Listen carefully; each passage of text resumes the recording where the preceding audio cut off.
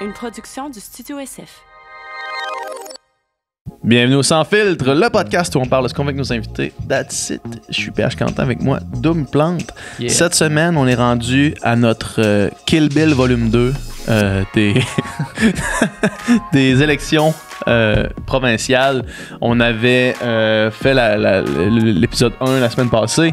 Là, on fait l'épisode 2 en abordant la question d'un autre point de vue. Ouais, un point de vue un petit peu plus appliqué à la... On a parlé beaucoup la semaine passée du comportement des électeurs, de qu'est-ce qui fait qu'on vote pour un parti ou pour l'autre. Là, on a vraiment parlé des partis, des plateformes, qu'est-ce qu'un propose versus l'autre, qu'est-ce qui fonctionne pas. C'était vraiment super intéressant. On a reçu Olivier Jacques, qui est professeur adjoint au département de gestion, d'évaluation et des politiques de santé à l'École de santé publique de l'Université de Montréal. Ça, tu l'as retenu par cœur. J'ai retenu par cœur, pour ça en audio. Puis, il est chercheur aussi postdoctoral à l'Université Queen's. Un gars qui connaît la politique sur le bout de ses doigts. C'était vraiment super fascinant d'entendre parler. Il va pas avec le dos de la main morte de temps en temps sur certaines propositions des partis. Avec le dos de la main morte? Oui, c'est un péronisme. Le dos de la main morte, mais oui. Sur certaines propositions de partis, s'ils trouvent que ça tient pas la route ou que c'est ridicule, ils ne gêneront pas de le dire. Puis, en fait, il écorchait un petit peu tous les partis au passage également. Non, certains plus que d'autres, mais quand même un peu tous les partis. Fait que c'était vraiment super intéressant. Puis aussi encensé tous les partis. Ben oui, tous les bons coups des partis aussi. Fait que, tu sais, je pense qu'il y a lui, évidemment, il y a peut-être des partis pris, mais tu sais, vous pouvez quand même former votre propre opinion en écoutant ça. On a pris thème par thème, santé, éducation, immigration, environnement, éducation, je l'ai dit. Fait qu'on a discuté tout ça, puis je pense que, tu sais, si vous avez soit pas une idée claire de vraiment qu'est-ce que les partis proposent tant que ça, un versus l'autre, c'est quoi les différences majeures, c'est quoi les philosophies majeures de ces partis-là. Je pense que vraiment ça va vous éclairer. Puis je pense que vous allez avoir du fun aussi. C'était un bon podcast, on a ri aussi, on a eu du fun. C'était un gars qui est un super bon communicateur, super drôle. C'était bien plaisant. On a parlé aussi parce que là, on parle beaucoup des dépenses, puis d'où les promesses électorales, mais on a aussi parlé des entrées. Vous le prenez où, cet argent-là? Le co-porte-parole de Québec solidaire pense que l'argent pousse dans les arbres. Ben, on s'en va dans les arbres où pousse l'argent pour essayer de comprendre où cet argent-là des promesses, parce qu'on entend beaucoup parler de promesses tout le temps, puis là, on veut voir ce que ça représente, ces montants-là. Superbe conversation, puis on espère que vous allez aimer ça. Encore une fois, intéressez-vous à ça. Allez voter le 3 octobre. Là. C'est bientôt. Quand ça sort, c'est la semaine prochaine. Let's go. Dans le fond. Là. Fait qu'allez voter, puis ça va être une intéressante, je pense. Une belle soirée électorale. Moi, je me commande de la pizza. Je l'écoute. Oh yeah. Une petite bière. Pam, pam, pam, pam, pam. Les élections. Nice. Bon podcast. Ah ouais, bonne écoute.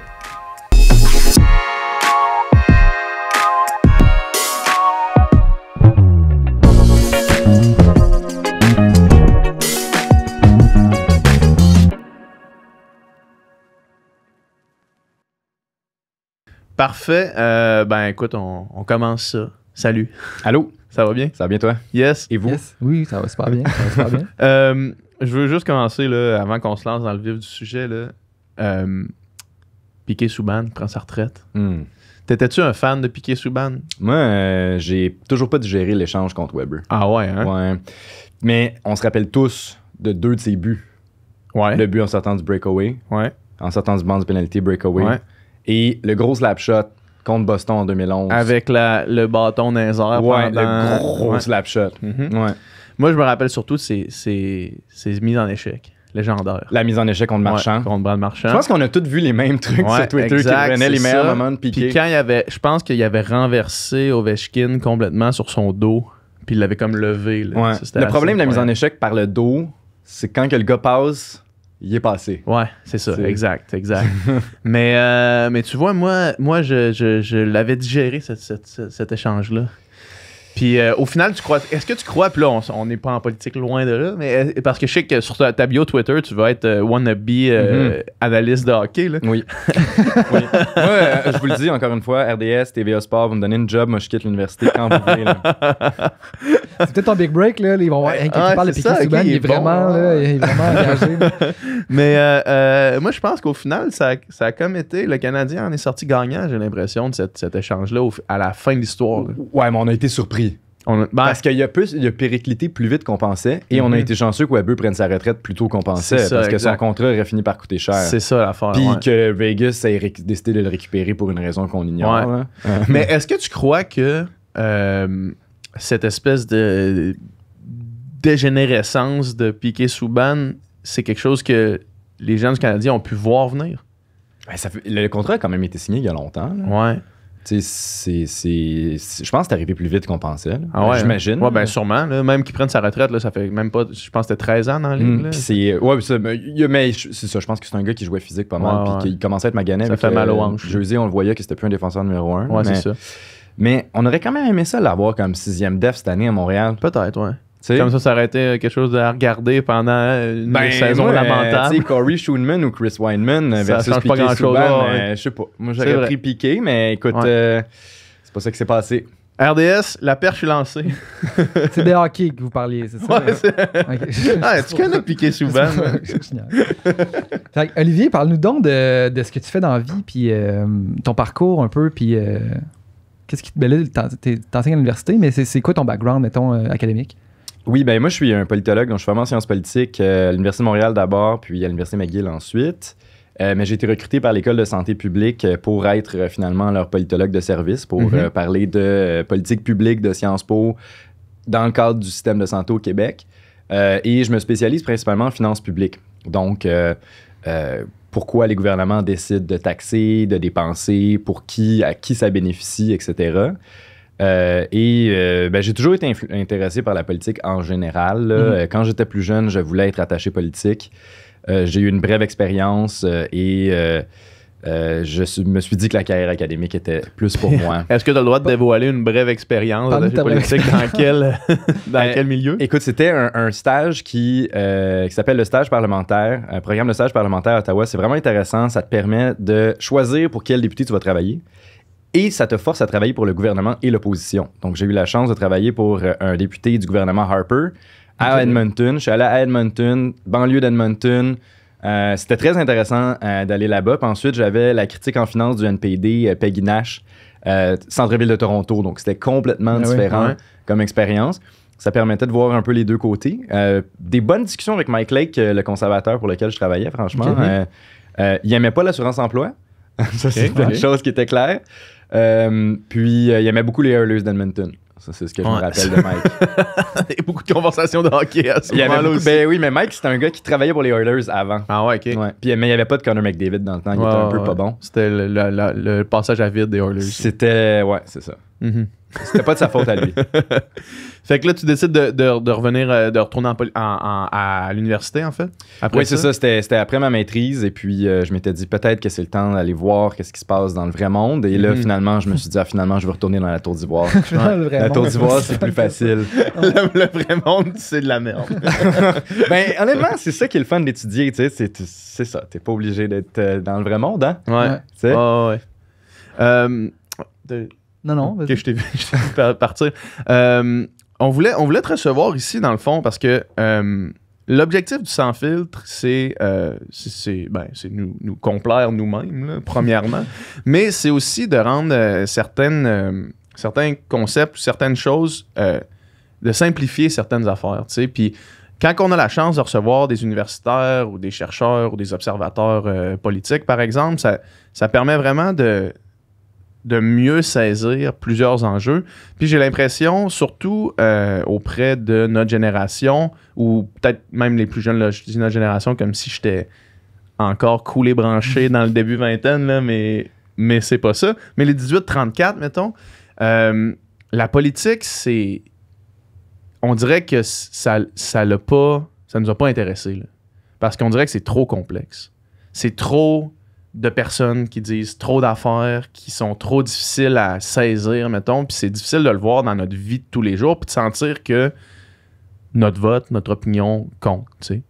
Puis on voulait voir avec toi, dans le fond, qu'est-ce que ça représente, parce que là, au début de la campagne, on fait juste entendre des promesses d'investissement, mettons. C'est juste ça, là. Chaque jour, les partis font une conférence de presse dans un nouveau village du Québec pour annoncer qu'il y a 40 millions qui s'en va là, qu'il y a 20 millions qui s'en va là, qu'il y a 300 millions pour les psychologues. Puis là, ce n'est que ça. Puis on n'a aucune idée qu'est-ce que ça représente. D'où vient cet argent-là? Qu'est-ce qui est réaliste? Qu'est-ce qui ne l'est pas? Puis c'est tough en cibole de s'y retrouver, mettons, là. Tu sais, moi, je vois ça, puis je suis quand même ça activement, peut-être plus que la moyenne des gens, de mon âge en tout cas, ou de ma génération. Mais je trouve ça quand même vraiment difficile de comme saisir tout ça. Là. Puis la question du réalisme, tu sais, c'est vraiment ça, tu sais, parce que, tu sais, des fois, on dirait qu'un va dire, ben moi, je vais mettre 50 millions là-dedans. Ah ouais, 50 millions, ben moi, je vais mettre 75 millions. Ouais, c'est ça. Ben moi, je vais mettre 100 millions, mais c'est comme, tu sais, c'est quoi le bon chiffre? Puis c'est où que tu prends cet argent-là? C'est-tu vraiment possible de promettre ça? Tu sais, c'est tout ça, tu sais, c'est bien beau, tu sais, mettez 1 milliard, mettez 2 milliards partout, mais tu sais, c'est comme... 10 milliards de dollars! Mettez infini, mais tu sais, c'est comme... C'est pas si simple que ça, tu sais. Ouais. Mais le méchant dans Austin Powers, il était pas justement... Il y avait comme des zéros de pas assez dans ce monde. On en parlait justement hier avec Nika. C'est drôle qu'on parle de ça parce que en le disant, j'ai réalisé que c'était vraiment un bon gag, là, que quand il est dans les années 60, il demande 1 milliard. Puis là, tout le monde se met à rire en disant, genre, cette somme d'argent-là n'existe pas. Puis quand il se ramasse dans les années 90, il demande 1 million. Puis tout le monde se met à rire en disant, genre, c'est bien trop peu, là, tu sais. Ben, justement, les millions et les milliards, c'est une bonne chose à, tu sais, milliards, là. Le budget du Québec, c'est 130-140 milliards en ce moment. Ça a augmenté. Le budget global, mettons. L'argent qui est disponible maintenant. La dépense annuelle au Québec, c'est 130-140 milliards. Ouais. OK. Plus des investissements en infrastructure qui ne comptent pas dans le budget. Parce que ça, on se dit, c'est comme... c'est pour réparer une route qui va être utile dans le futur, genre. Fait que ça compte pas dans le budget. Donc, on parle vraiment de... Le budget de programme, c'est 130-140 milliards par année. Okay. Donc, quand on parle de 10 millions...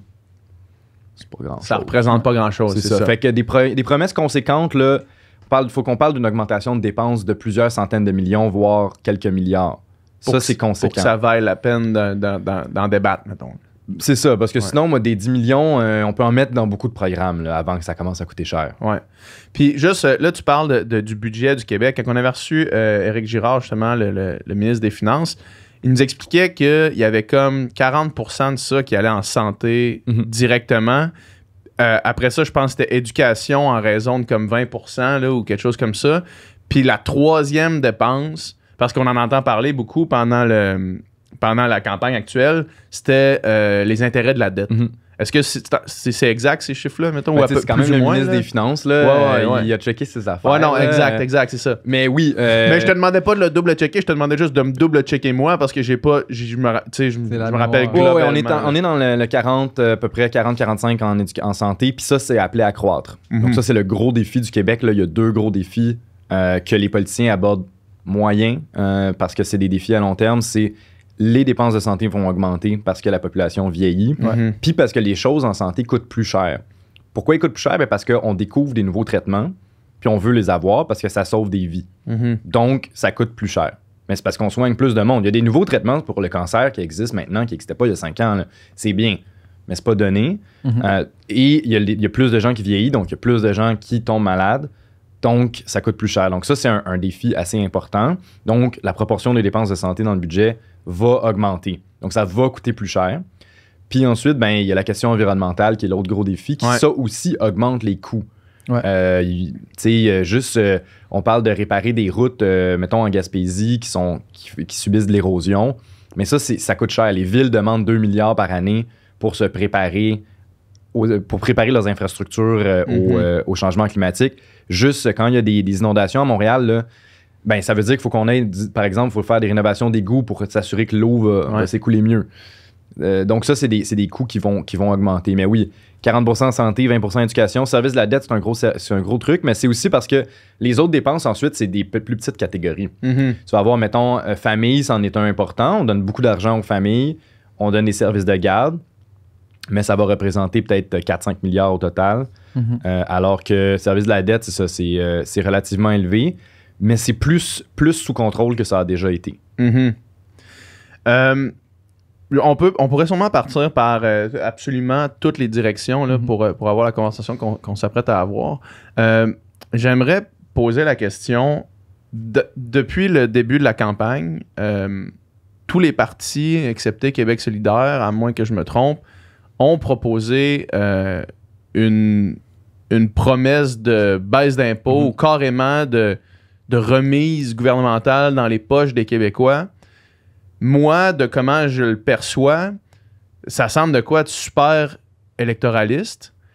Puis on dirait que c'est peu responsable. Je te pose la question. Quelles sont les promesses des partis, puis comment est-ce que ça se traduit dans un budget, tu sais? Parce que je peux comprendre que c'est pour lutter contre l'inflation, je comprends, mais est-ce que ça fonctionne? Puis est-ce que c'est possible, c'est faisable? On commence par l'inflation. Gros enjeu, tu sais. Lutter contre l'inflation. L'affaire, c'est que l'inflation, là, c'est causé par la guerre en Ukraine. Le fait qu'il y a eu des bris dans les chaînes d'approvisionnement, que le monde ont comme arrêté de consommer en 2020-2021 et que leur revenu a augmenté parce qu'ils n'achetaient pas de choses puis le gouvernement leur donnait de l'argent. Donc ça crée de l'inflation. Puis ça, le gouvernement du Québec ne peut pas faire grand-chose contre ça. Donc, ce que tu peux faire, c'est la réalité. Donc, ce que tu peux faire, c'est donner de l'argent aux gens pour qu'ils puissent passer au travers de l'inflation. Ensuite, on peut se demander, est-ce que des gens qui gagnent 100 000 $ par année sont vraiment affectés par l'inflation? Oui, mais en même temps, tu as plus d'argent. T'es plus lousse un peu. T'es plus lousse un peu, exactement. Donc là, il y a différentes mesures qui ont été proposées. Puis effectivement, tout le monde propose un peu de donner des chèques à des gens, ce qui est différent d'une baisse d'impôt. Les chèques, c'est on va y aller une fois, on va te donner un chèque à la prochaine année, par exemple. Puis là, il y a quand même des différences. Le PQ propose un chèque qui est vraiment, vraiment généreux pour les gens qui ont moins d'argent. C'est si tu gagnes en bas de 50 000 $, c'est 1 200 et 750 $ pour les gens qui gagnent entre 50 et 80 000 $ et rien pour les autres. Donc ça, c'est beaucoup d'argent quand même. Ben oui, ça coûte cher, mais c'est une fois. Mais ça représente combien, mettons? On sait-tu à peu près? Le prix de ça... Dans le sens, c'est-tu marginal sur le budget au complet, puis... Non, c'est marginal sur le budget parce que c'est une fois, mais ça coûte 6 milliards de dollars. Mais 6 milliards, c'est très cher, là, 6 milliards. C'est pas le montant de surplus qui sont dans les coffres de l'État à cause de l'inflation, justement? Ah, mais ça, c'est intéressant. Effectivement, le fait que tout coûte plus cher, ça augmente les revenus de l'État parce que les salaires ont aussi cru, là. On n'en parle pas, mais les salaires ont augmenté à peu près au niveau de l'inflation dans le secteur privé au Québec. Et donc, les salaires croissent, donc les impôts augmentent et les taxes à la consommation augmentent. Donc, oui, l'État fait de l'argent, mais il va y avoir une récession qui va être créée. Là. Donc, tu sais, on peut la redonner au monde tout de suite, mais on va en avoir besoin plus tard. Ça, c'est la première chose. Mais oui, c'est à peu près ces gains-là de 6 milliards. Mais la situation fiscale du gouvernement du Québec en ce moment, elle paraît bien à cause de l'inflation, mais dans les faits, elle ne sera pas si bien que ça après la prochaine récession. Là. Puis, il va en avoir une. Là. Mais oui, donc 6 milliards, c'est quand même beaucoup. La CAQ aussi propose un chèque comme ça, le Parti libéral aussi. Là où ça se distingue, c'est qu'il y en a qui vont proposer des baisses d'impôts récurrentes en plus. Ce qui est différent parce que le 6 milliards que le PQ propose de redonner aux gens... C'est one time. Ça, one time, ça n'a pas vraiment beaucoup d'impact. C'est pas très, très grave la dépense qui est arrivée une fois. Le gouvernement fédéral, par exemple, pendant la pandémie, a vraiment dépensé beaucoup one time. C'est vraiment beaucoup d'argent qu'ils ont mis, mais ça arrive une fois. Donc, leur situation est moins pire 3 ans plus tard, disons. Et là, la baisse d'impôts, c'est sûr que ce que ça fait, c'est que ça réduit la capacité de payer de l'État. Et il y a quelque chose, quand tu parlais d'électoralisme, il y a quelque chose d'extrêmement cynique dans ce que la CAQ propose, c'est-à-dire de dire, bon, on va baisser les impôts, mais on va pas vous mettre de l'avant les problèmes que ça implique la baisse d'impôts, c'est-à-dire une baisse des services publics. Parce que, en gros, là, si tu payes moins d'impôts, tu as moins de choses. C'est une équation qui est toujours celle-là. Donc, exact. Ouais. Ou le contribuable futur a moins de services publics si tu payes ta baisse d'impôts par les taxes, par la dette. Donc, ce qu'on observe là, c'est ce que la CAQ a proposé de faire, finalement, c'est de baisser les impôts en augmentant la dette. Parce ce qu'ils disent en parlant du Fonds des générations, le Fonds des générations, c'est simplement la CAQ a dit on va baisser les impôts en diminuant l'argent qu'on donne à chaque année au Fonds des générations. Le Fonds des générations, c'est simplement un outil pour réduire la dette publique. Donc, en gros, si on simplifie, on fait que les générations futures payent pour la baisse d'impôts de maintenant. C'est ce que la CAQ vous propose. Mm-hmm. En tant que jeune qui gagne moins d'argent que la moyenne généralement, parce que ton salaire augmente à travers le temps, ben ça, ce que ça veut dire, c'est que toi, tu vas payer plus d'impôts plus tard, quand tu vas gagner plus d'argent. C'est ça que ça fait, là. C'est où tu vas recevoir moins de choses plus tard, ou tu vas payer plus d'impôts plus tard. C'est ça que ça fait. T'empruntes-tu du bonheur au futur ou t'en vas loin? Et en tant que jeune, c'est évident que c'est pas bon, parce que ton salaire augmente jusqu'à 50 ans. Fait que tu vas être plus riche plus tard. Fait que tu vas payer plus d'impôts plus tard. Là. Tu vas payer moins d'impôts maintenant, mais la perte va être plus grande plus tard. On en parlait hier, pour ceux qui ont écouté le podcast avec Yannick, on en parlait hier de dire quand vient le temps de voter, est-ce que tu votes pour toi, pour tes propres intérêts, ou est-ce que tu votes pour les intérêts de la collectivité, mettons?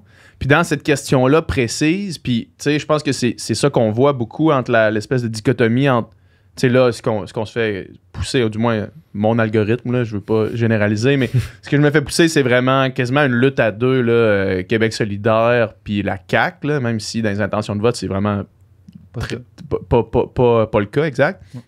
Mais cette espèce de dichotomie-là entre les générations, dans le fond, là, tu sais, entre les jeunes puis les vieux, mais on essaie de garder en tête que finalement, peut-être qu'on veut voter pour les intérêts du collectif, tu sais, plus que juste notre propre intérêt. Fait que je comprends que quand on est jeune, cette proposition-là de la CAQ fait pas de sens, mais est-ce qu'elle fait du sens au sens des finances publiques ou non? Ben, la question des baisses d'impôts, c'est vraiment une question de gauche et de droite. Quand tu es à droite, tu veux que le gouvernement soit plus petit puis donne moins de services pour que tu payes moins d'impôts pour avoir plus d'argent dans tes poches et faire les choix de ce que tu vas te procurer comme service finalement. Que ça soit une voiture, une TV ou une assurance privée. En gros, c'est ça. Avoir moins d'impôts, c'est ce que ça veut dire. Ce que la gauche propose, c'est plus de dépenses publiques, donc plus d'impôts. Et ça revient vraiment à un trade-off qui est assez sur ta consommation personnelle, finalement. Quand tu es dans une société où il y a plus d'impôts, plus de services publics, ben, tu reçois plus de choses de l'État. Donc, tu as des meilleurs services publics d'éducation, santé. Si tu perds ta job, ça va aller mieux et tes routes pourraient être meilleures. Versus une société où tu payes moins d'impôts. Ben, ce que ça veut dire, c'est que tu as des moins bons services publics, donc tu vas sûrement devoir te les acheter sur le marché. Que ça soit, par exemple, via de l'éducation privée ou de la santé privée. Mais tu vas avoir plus d'argent aussi pour t'acheter des choses. Donc, tu vas avoir plus de choses. C'est-à-dire, tu vas pouvoir aller plus au resto ou pouvoir acheter un plus gros char ou acheter une plus grosse TV. C'est ça que c'est, là. C'est pas plus compliqué que ça. Donc, ensuite... Tu vas avoir plus de choses si tu as de l'argent, mais si tu n'as pas d'argent, je veux dire, tu peux avoir peu de choses et pas de service public, là. Exactement. Oui, tout à fait. Effectivement, dans l'idée d'une société avec plus de taxes, plus de services publics, ben les pauvres sont better off. Là. Les pauvres, ça va mieux. Ça, c'est sûr. Mais la classe moyenne et les riches ont moins de choses. C'est ça que c'est. Mais on peut le simplifier comme ça. C'est ça la vie. Là. C'est ça, exact. Puis mettons juste pour le fun, puis pour quelqu'un qui suivrait moins ça, si on plaçait, mettons, les partis sur cet axe-là, on les placerait comment? Mais là, c'est que la définition gauche-droite, elle se complexifie. Mais ce que la CAQ essaye de dire, puis ils n'ont pas tout à fait tort, c'est qu'il y a deux partis qui sont plus extrêmes, c'est-à-dire QS à gauche et Parti conservateur à droite, bien que les conservateurs soient comme clairement plus à droite que QS est à gauche. Là. Le conservateur, c'est vraiment un nouveau parti qui propose quand même des propositions qui sont très différentes des autres dans le système politique québécois. Et tu as le PQ qui est clairement de centre-gauche et les libéraux, on en parlera, qui n'ont pas vraiment de direction en ce moment. C'est pas très clair. Leur gouvernance sous Couillard était plutôt à droite. Là, ils semblent essayer de se positionner un peu plus au centre, mais c'est pas très clair où est-ce que ça s'en va. La CAQ, mais ensuite, c'est que la gauche et la droite, il y a deux gauches puis deux droites, en fait. Il y a la gauche et la droite en termes de tu veux-tu plus de dépenses publiques puis plus de taxes ou moins. Ça, c'est la gauche-droite traditionnelle. Mais il y a aussi un autre axe qui est à quel point t'es identitaire, tu veux moins d'immigration, tu n'aimes pas trop la mondialisation et tu as une conception un peu plus traditionnelle des valeurs sociales, par exemple sur l'homosexualité, les pratiques sexuelles différentes, etc. Ouais. Et donc, sur cet axe-là, la CAQ s'est positionnée plus conservatrice. Un peu plus valeurs traditionnelles, moins d'immigration, défense de la société traditionnelle, si on veut. Mais sur l'axe dépenses publiques, la CAQ est plutôt centriste, franchement. Et c'est ça qu'ils veulent vous présenter. Ils veulent dire, nous, on est entre les deux extrêmes et essayent de marginaliser le PQ et le PLQ. Ouais. C'est ça la stratégie de la CAQ.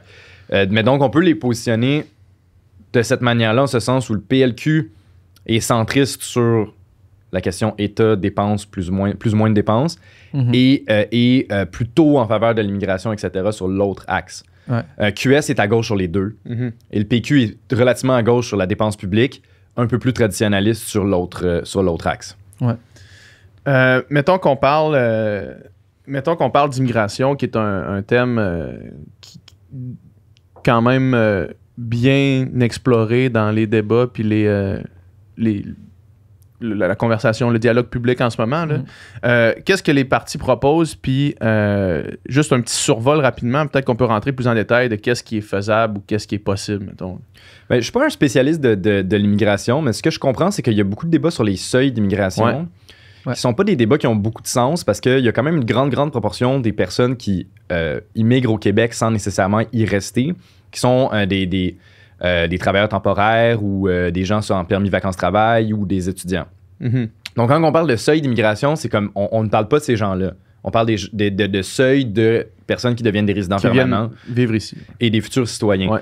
Mais tu peux rester pas mal longtemps, là, étudiant ou en permis de travail, etc. Donc, c'est là que c'est difficile à comparer. Est-ce que QS propose un nombre plus élevé d'immigrants permanents, à 60 à 80 000, les libéraux, je pense, à 60, 70, CAQ est conservateur à 50, c'est ce qu'on a actuellement, et PQ propose de le diminuer à 35. Mais ensuite, si QS a dans sa tête l'idée que c'est 70 permanents, mais on compte les étudiants, ça revient au même pas mal que ce que la CAQ propose. Là. Donc, ces chiffres-là me semblent un peu... C'est un peu vraiment un positionnement que les partis essaient de montrer en plus ou moins ouvert sur l'immigration. Je pense que... Finalement, le chiffre ne veut pas dire grand-chose. Je pense que le chiffre veut rien dire. Mais comment est utilisé...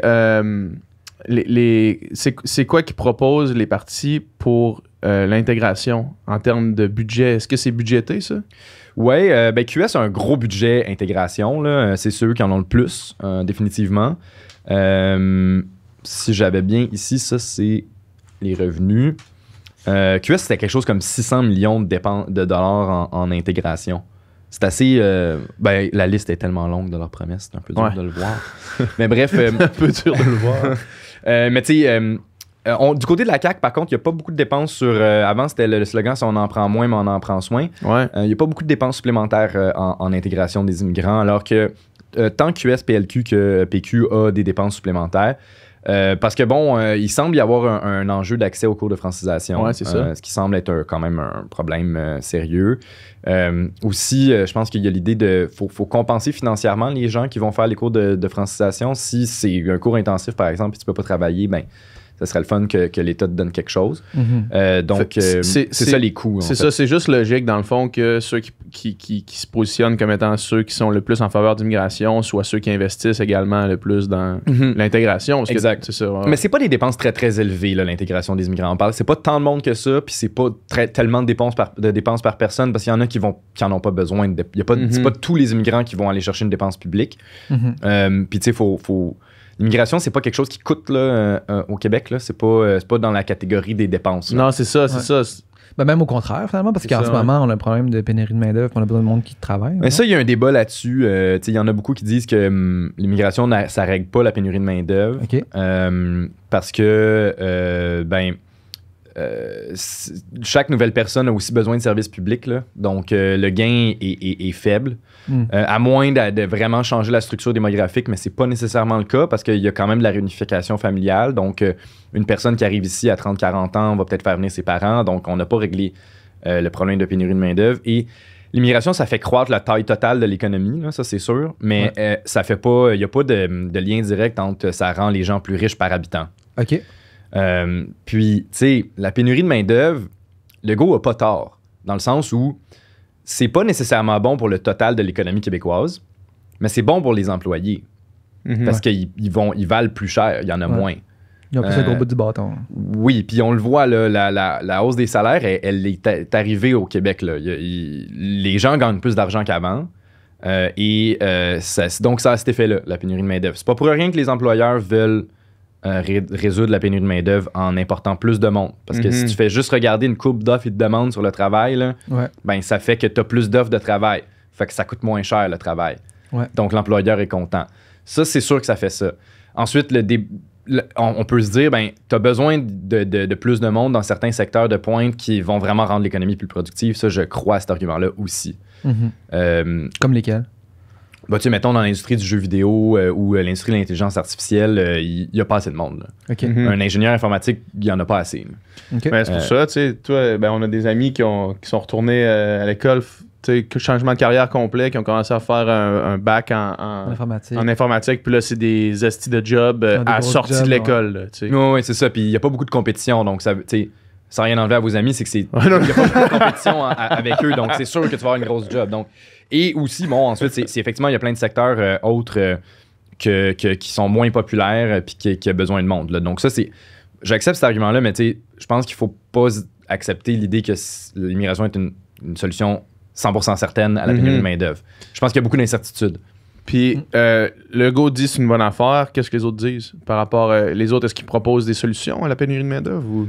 Oui, bien, justement, c'est qu'il y a d'autres solutions. Tu sais, tu peux essayer d'investir davantage dans favoriser l'innovation dans les entreprises. Parce que l'idée de la pénurie de main-d'œuvre, tu peux la régler aussi en rendant les gens plus productifs. C'est-à-dire, par exemple, si ton entreprise achète plus de machines, mettons, d'automatisation, réduire le besoin de main-d'œuvre, s'assurer que les gens se concentrent sur des secteurs plus productifs ou des parties plus productives de l'entreprise, c'est un peu l'objectif. Au Québec, traditionnellement, les entreprises n'investissent pas beaucoup dans ce type d'innovation-là parce qu'on a toujours une main-d'œuvre relativement cheap. Autre solution, et c'est probable, et tous les partis s'entendent là-dessus, c'est assez intéressant, c'est la seule chose que tous les partis proposent. Okay. Donc, c'est à peu près certain qu'on va dans cette direction-là.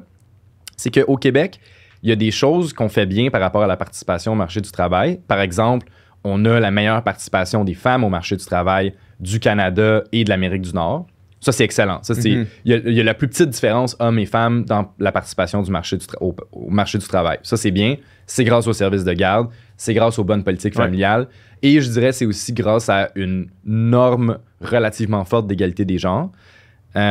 Mais ce qu'on observe, c'est que une catégorie de la population travaille considérablement moins que d'autres.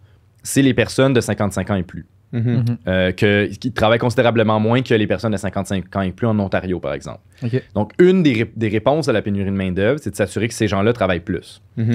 Et pour ce faire, les partis vont proposer toutes sortes d'incitatifs fiscaux. Parce qu'en ce moment, il y a quand même plusieurs personnes qui n'ont pas beaucoup d'incitatifs à aller travailler parce qu'ils vont, par exemple, perdre des prestations de retraite en allant travailler, etc. Donc, à peu près tous les partis proposent différentes mesures qui visent à donner un petit boost aux personnes de 60 ans qui décident de rester sur le marché du travail pour les inciter à rester sur le marché du travail. Ils sont assez chanceux là, parce qu'ils vont se faire donner du cash pour rester à l'emploi, alors que vous ne faites pas donner du cash pour rester à l'emploi. Mais en même temps, vous travaillez quand même et eux, non. Donc, ils ont un peu le gros bout du bâton de la négociation. Mais ça, c'est une bonne solution à la pénurie de main-d'œuvre. En fait, on peut quasiment la régler si leur taux d'emploi rejoint la moyenne canadienne. Ça règle une grosse partie du problème. Ça règle une grosse partie du problème. Okay. Si leur taux d'emploi rejoint la moyenne canadienne. Oui, parce qu'il est plus faible. Oui, c'est ça. Et nous, où on gagne par rapport à la moyenne canadienne, c'est la participation des femmes en général. Mais la participation des plus vieux, elle est plus faible. Et ça crée plus de pénurie de main-d'œuvre. Donc, c'est une des solutions que tous les partis proposent. C'est assez intéressant. Il y a vraiment un consensus. Il y a des différentes manières de procéder, là. Mais attendez-vous à ce que dans les prochains budgets, ça soit quelque chose qui soit beaucoup mis de l'avant. La CAQ a déjà commencé à travailler quand même pas mal là-dessus depuis... ces 4 budgets. Là. Encore les boomers. Encore les boomers? Travailler les boomers. C'est pas vrai. C'est vrai qu'ils travaillent pas beaucoup. Ils travaillent pas beaucoup, mais c'est une mais grosse ils ont travaillé beaucoup, là, mais ils peuvent travailler encore, peut-être, je sais pas. Ils peuvent travailler plus. Je fais mon Lucien Bouchard, ils peuvent travailler plus. Ils disent si les jeunes travaillent pas, c'est pas vrai. Ouais, en ce moment, ouais. C'est pas ça que les chiffres disent. Là. Non, non. Ben nous, on prendra jamais notre retraite à 55 ans. Non, non, oublie oublie là. ça, oublie Non. ça. Eux, ils... Je regarde ma montre, puis j'ai 55 ans dans 2 minutes, puis je suis loin, Ouais, c'est je ça. suis loin d'avoir pris ma retraite, là. Je suis en train de payer mes dettes d'études encore, là. Mhm. Ouais, c'est pas fini, là, ce soir-là. là. On parle-tu de santé? Ouais, parlons de santé. Parce que ça, c'est dans le fond, c'est la dépense numéro 1. Fait que j'imagine Parce que là, on parle de boomers, fait que c'est juste... Ouais, c'est ça. c'est Ça, juste- ça nous amène à... Ça nous amène à parler de vers santé là. puis du vieillissement de la population, là. Donc, ben, je n'ai pas vraiment de questions. En fait, c'est quoi les différences majeures, finalement, les différentes propositions, puis qu'est-ce qui... C'est quoi, comment les partis se distinguent un de l'autre sur les propositions en santé, mettons? Ben, tu sais, la santé, c'est un, on appelle un balance issue. C'est-à-dire, tout le monde est d'accord pour dépenser plus, sauf les conservateurs. Ouais. Même là, la seule dépense que les conservateurs proposent de plus, c'est des polices puis des infirmières. Ça, c'est les deux seules dépenses. C'est les deux seules dépenses supplémentaires que les conservateurs proposent. Ok. Puis parce que tout le monde aime ça, les infirmières. Plusieurs personnes aiment ça, les polices. Ouais. Donc, ça, c'est. Donc, tout le monde s'entend pour dire qu'il faut comme aider le réseau de la santé. Ouais. Ensuite, ben, parlons des conservateurs. Eux, ils vont dire privatisons davantage. Ouais. Et ça peut être une solution. Puis ça, c'est ça. À peu près tous les autres partis sont contre ça. Puis, La CAQ a en ouvert partie. la porte aussi. Ouais. Cela dit, la CAQ a fait la même promesse en 2018 puis n'a pas fait grand-chose. Là. Mhm. J'ai regardé, j'ai fait travailler sur un livre d'ailleurs, le bilan des promesses du gouvernement Legault, Ouais. qui est en librairie. Allez vous le procurer si ça vous intéresse, qui montre en fait leurs promesses en santé sur le privé étaient les mêmes à peu près en 2018. Là. Mhm. Il y a des petits détails, là, mais ils Ouais. proposaient plus de place au privé. Et on parle ici de privé en santé, on parle de la prestation de service. On parle pas du financement. C'est deux choses. OK. En ce sens où tu pourrais avoir des hôpitaux 100% privés Mhm. qui sont remboursés par le réseau public. C'est différent de dire, ben, tu dois avoir une assurance privée pour aller à un hôpital privé. Mhm. OK. C'est très, très différent parce que dans le fond, c'est ton hôpital privé payé par le public, ben, ça demeure les impôts qu'ils payent. Les plus pauvres, ils ont quand même accès.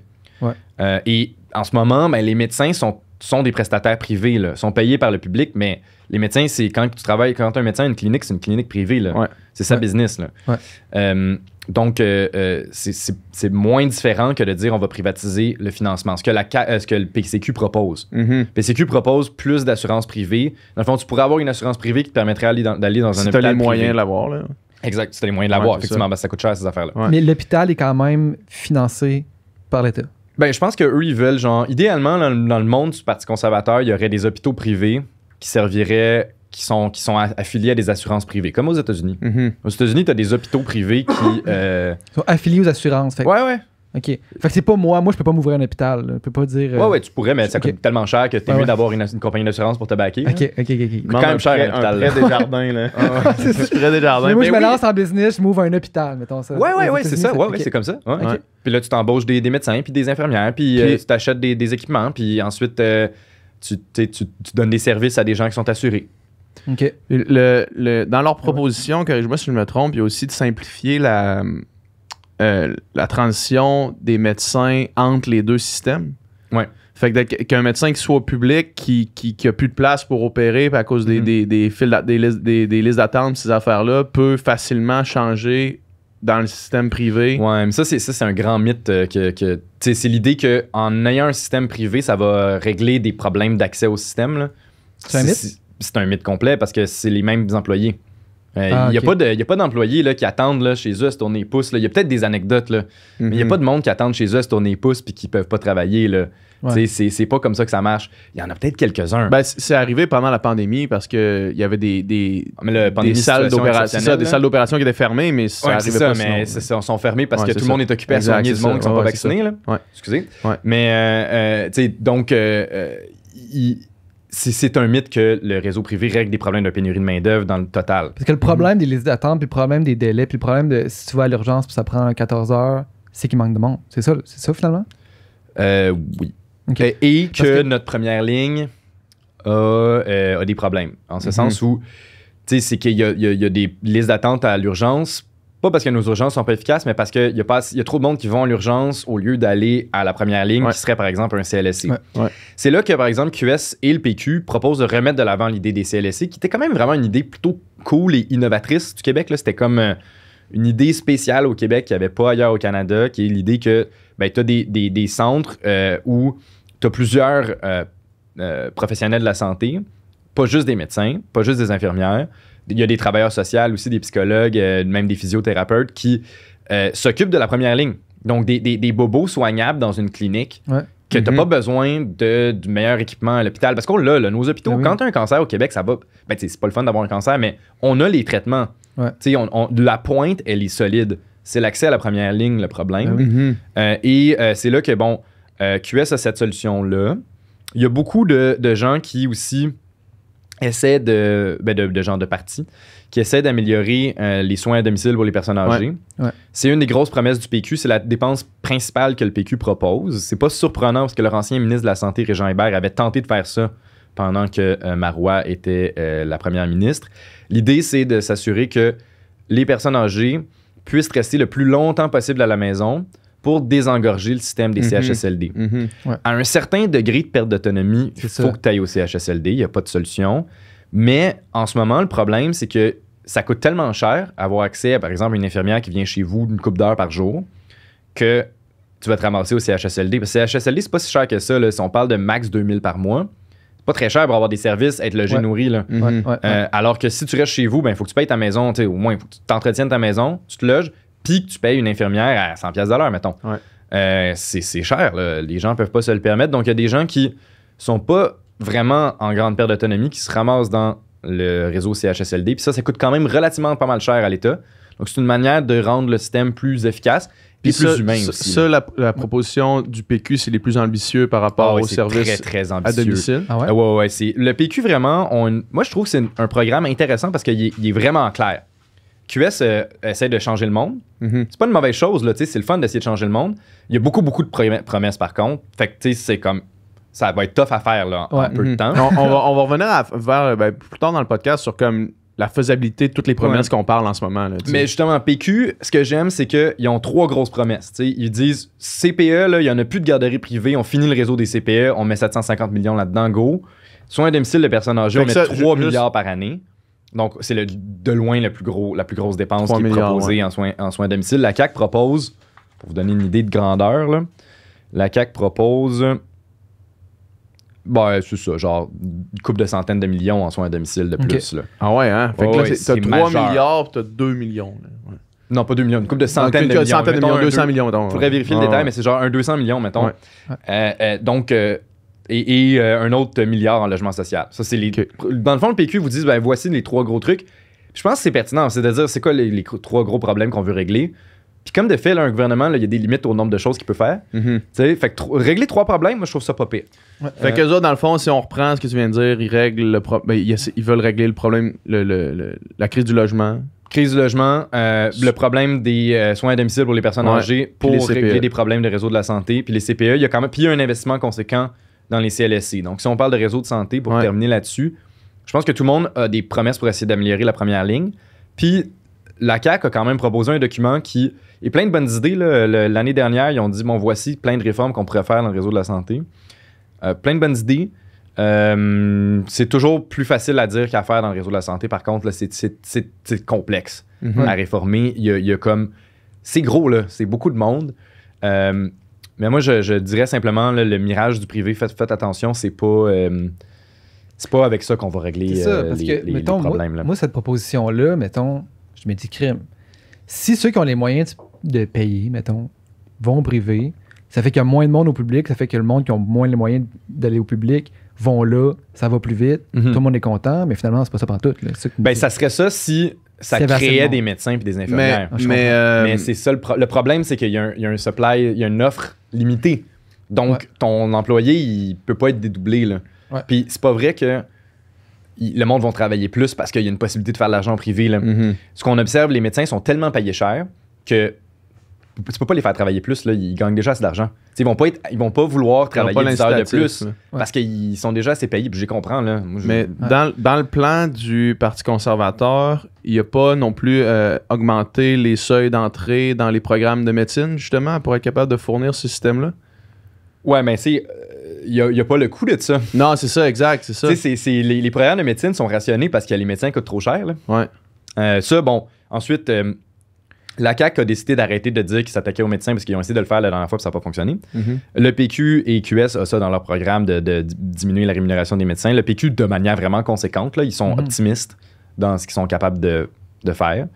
Mais ça, c'est un des enjeux du système. Terminons la discussion sur le système de santé. Deux enjeux. Ouais. Médecins sont vraiment payés cher.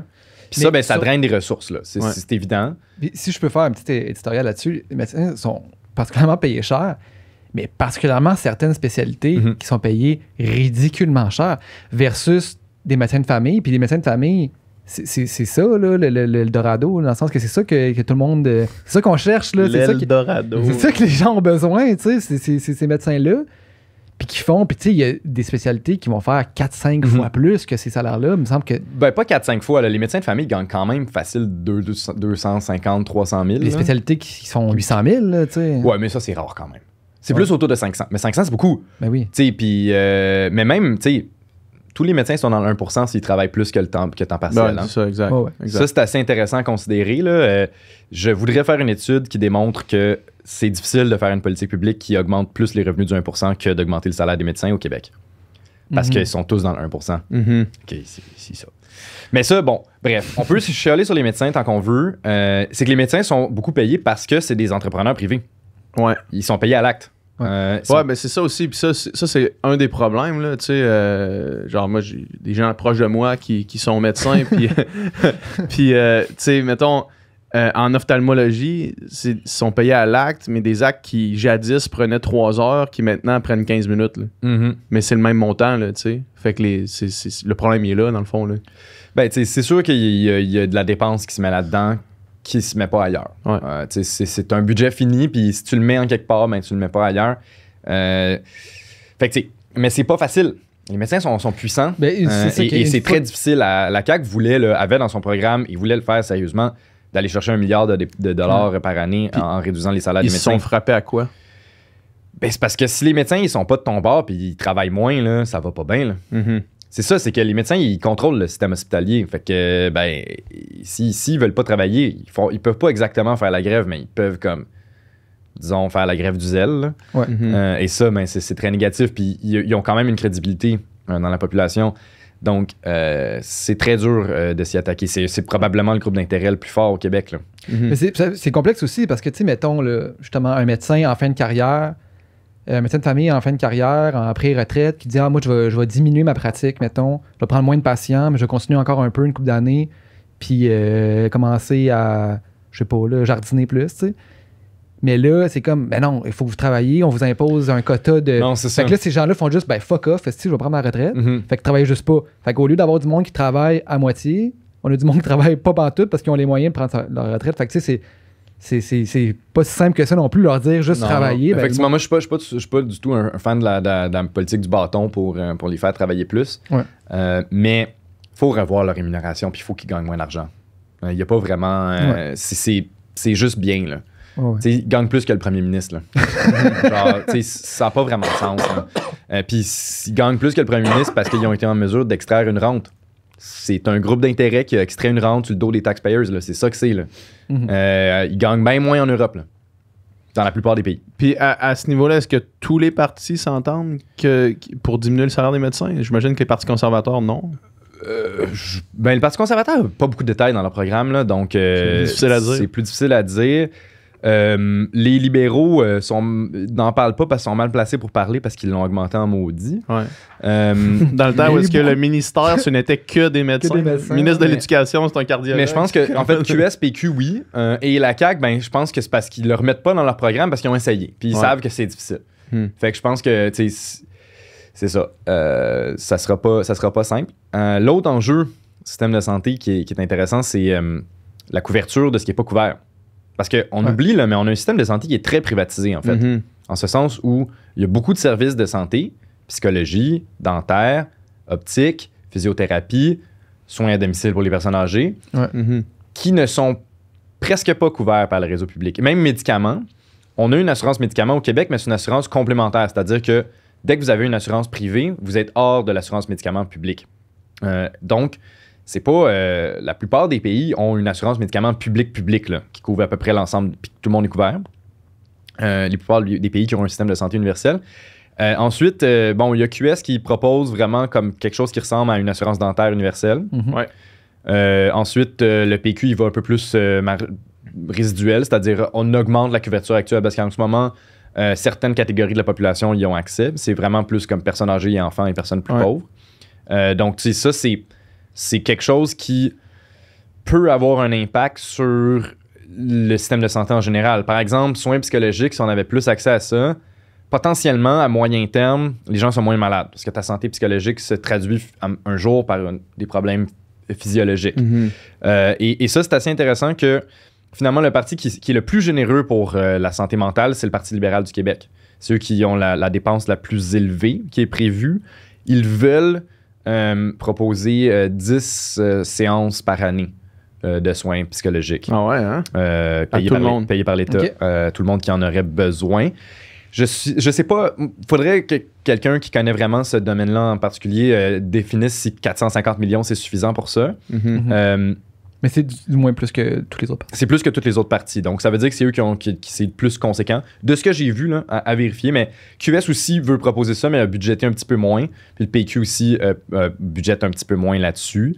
La CAQ en a aussi un budget un petit peu moins aussi. Donc, tout le monde veut plus de soins psychologiques parce que tout le monde sait que c'est important. Mais personne propose quelque chose qui serait vraiment universel, sauf peut-être le Parti libéral, qui semble aller vers cette direction-là. Puis ça, à mon avis, moi, je prioriserais ça plus que le dentaire, en ce sens où le fédéral veut le faire, le dentaire, fait que bon, il y a moyen de prendre leur cash, puis tu sais, ça, c'est une autre histoire, mais ça, c'est le fédéralisme, on en parlera une autre fois. Puis, mais c'est aussi, c'est que la santé mentale, j'ai l'impression que ça a tellement d'impact sur l'ensemble de la santé que les dents aussi, là, mais comme, moins. C'est comme ta santé mentale, ce serait bien là, d'avoir des investissements supplémentaires là-dessus. Bon, ensuite, il y a des pénuries de psychologues. Là, ça, c'est l'autre problème. C'est là que c'est vrai que bon, les pénuries sont à régler. Hein? Ouais, c'est ça. Puis des psychologues, il y en a dans le public. C'est juste qu'il n'y en a pas beaucoup. Il y en a pratiquement pas. C'est ça. C'est si tu veux avoir un rendez-vous dans le public, tu vas attendre en maudit. Là. C'est ça le problème. Tu peux en avoir, mais ça va être vraiment long. Déjà que dans le privé, tu attends quand même pas mal maintenant. Là, parce que la pandémie a été dure. Ben oui. Good pour la santé. Transitionnons vers l'environnement. On n'arrête pas de se faire dire que c'est... peut-être encore une fois, c'est mon algorithme. J'imagine qu'il y a quelqu'un qui a l'algorithme Éric Duhem entend moins parler de ça. Mais on entend dire que c'est l'élection de l'environnement. Puis on le sent. On le sent partout dans le monde. On sent que c'est l'urgence climatique qui est au cœur de tous les enjeux. Tout le monde propose des solutions. Mais la question, c'est à quel niveau, tu sais. À quel niveau d'implication, puis qu'est-ce que ça représente. On peut peut-être partir, dans le fond, par le gouvernement sortant, la CAQ. Là. Qu'est-ce qu'il propose la CAQ exactement, là, à ce niveau-là, tu sais, puis ça se traduit comment? Là? Mais la CAQ a quand même... Là, parce que je vais juste finir... ma question a comme continué dans ma tête pendant que j'ai arrêté de parler. Mais tantôt, tu disais qu'il y a plusieurs gros enjeux à un budget, mais que l'environnement devenait un enjeu massif qu'il va falloir s'occuper. T'sais. Fait que j'imagine juste voir à quel point les partis ajoutent ça à des dépenses existantes. Là. Ouais, ben c'est ça. Ça, c'est la CAQ environnement, c'est pas leur fort, hein, parce que si tu regardes... dans les dépenses prévues, là, il n'y en a pas en environnement. Il n'y en a pas d'avantage. Non. Et il n'y a pas d'avantage à dépenses prévues en environnement dans le programme. Que celles qui sont déjà en place. Et que les choses qui ont déjà mis en place. Ça, les journalistes n'ont pas dit beaucoup, mais quand tu regardes, c'est que dans le fond, ce qui est cool en ce moment au Québec, c'est qu'il y a un rapport préélectoral qui a été vérifié, qui a été produit par le ministre des Finances, qui dit voici ce qu'on s'attend, combien va coûter les trucs dans les prochaines années. Et la vérificatrice générale, qui est une comptable indépendante, a checké et a dit c'est vrai. Fait que ça, c'est intéressant. Toutes les parties se basent là-dessus pour faire leurs promesses. Okay. Dans ce rapport, il n'y a vraiment pas de croissance des dépenses en environnement. Donc, il y a même une baisse à un moment donné parce qu'il y a des programmes qui finissent. Donc, ce que la CAQ nous dit... Continuons. Continuons. Ben, la CAQ, c'est ça, leur programme. Ouais. C'est assez impressionnant par rapport à tous les autres partis. C'est le programme que c'est vraiment continuons. Continuons, c'est le même Il n'y affaire. a pas de nouveaux trucs. Tu sais, Ouais. il y a... Ce que la CAQ, la plus grosse dépense de la CAQ, là, c'est montant de soutien aux aînés parce qu'ils se disent le problème de la pénurie de main-d'œuvre causé par les personnes plus âgées qui ne travaillent pas suffisamment. 1,5 milliard, c'est leur plus grosse dépense. Mhm. Mais à part de ça, c'est des... ça, c'est le service de la dette. Bon, c'est ça. C'est des petites dépenses. C'est des 200, 100 millions. On continue.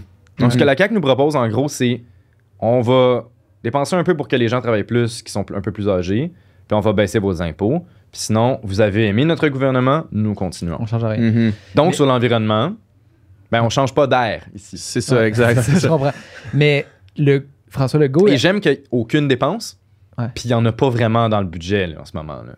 Il n'y a pas Il de y en a pas dépenses tant que supplémentaires. ça, ouais, c'est ça. Il n'y a pas de dépenses supplémentaires prévues dans les prochaines années et ils n'en proposent Puis, pas davantage. Mettons qu'on Et est. ils n'ont pas dit non plus, parce que tu peux faire des mesures environnementales qui n'impliquent pas de dépenses. Par exemple, tu peux te dire, ben, on va augmenter la taxe carbone. Mhm. Ou on en a une au interdire Québec. ci ou ça, tu sais, mettons. Ouais, exact. Mettons, interdire les ventes de voitures à essence, mais ça, c'est Mais ça, c'est dans tellement longtemps Ouais, que c'est c'est ça.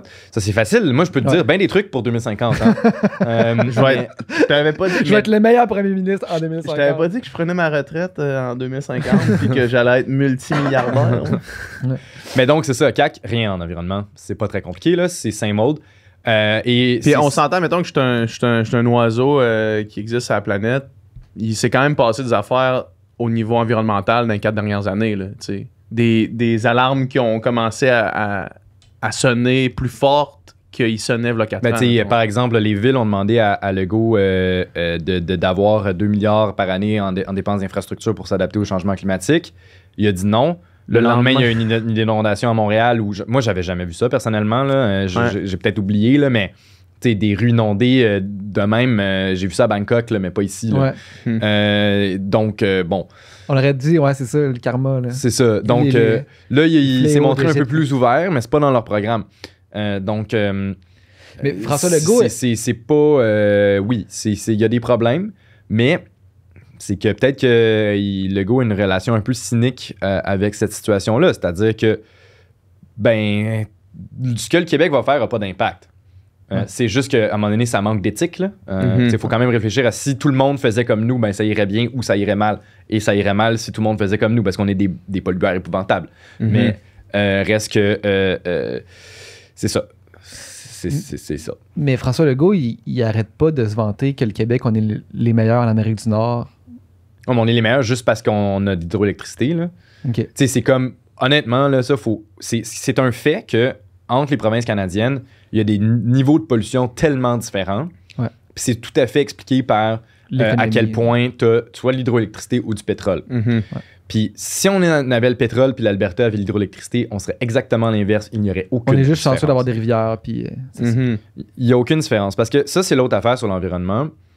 Je pense qu'il y a de plus en plus de gens qui commencent à être prêts à faire des sacrifices. Mais je pense que la CAQ savent très bien que les gens, ils disent qu'ils veulent sauver l'environnement. Mais si tu leur dis, OK, ben, il faut que tu aies une taxe carbone à 200 $ la tonne, ça veut dire une augmentation du prix de l'essence de 40 cents, mettons. Personne ne veut ça. Ouais. Ça, Quand ça. tu leur dis, ben OK, ben il faut que tes chars, tu les payes 5 000 $ de plus s'ils polluent plus que la moyenne, ben personne ne veut ça. Mhm. Fait que, ben il faudrait qu'on ait une taxe kilométrique pour empêcher l'étalement urbain, ben personne ne veut ça. Fait que c'est toujours ça, tu sais, c'est dès qu'il y a des coûts, les gens ne veulent pas payer pour l'environnement. Ouais. Parce que c'est vrai que ben, ça ne te donne pas des bénéfices immédiats. Là. Les trucs qu'on fait pour l'environnement, c'est pour sauver la planète dans 30 ans.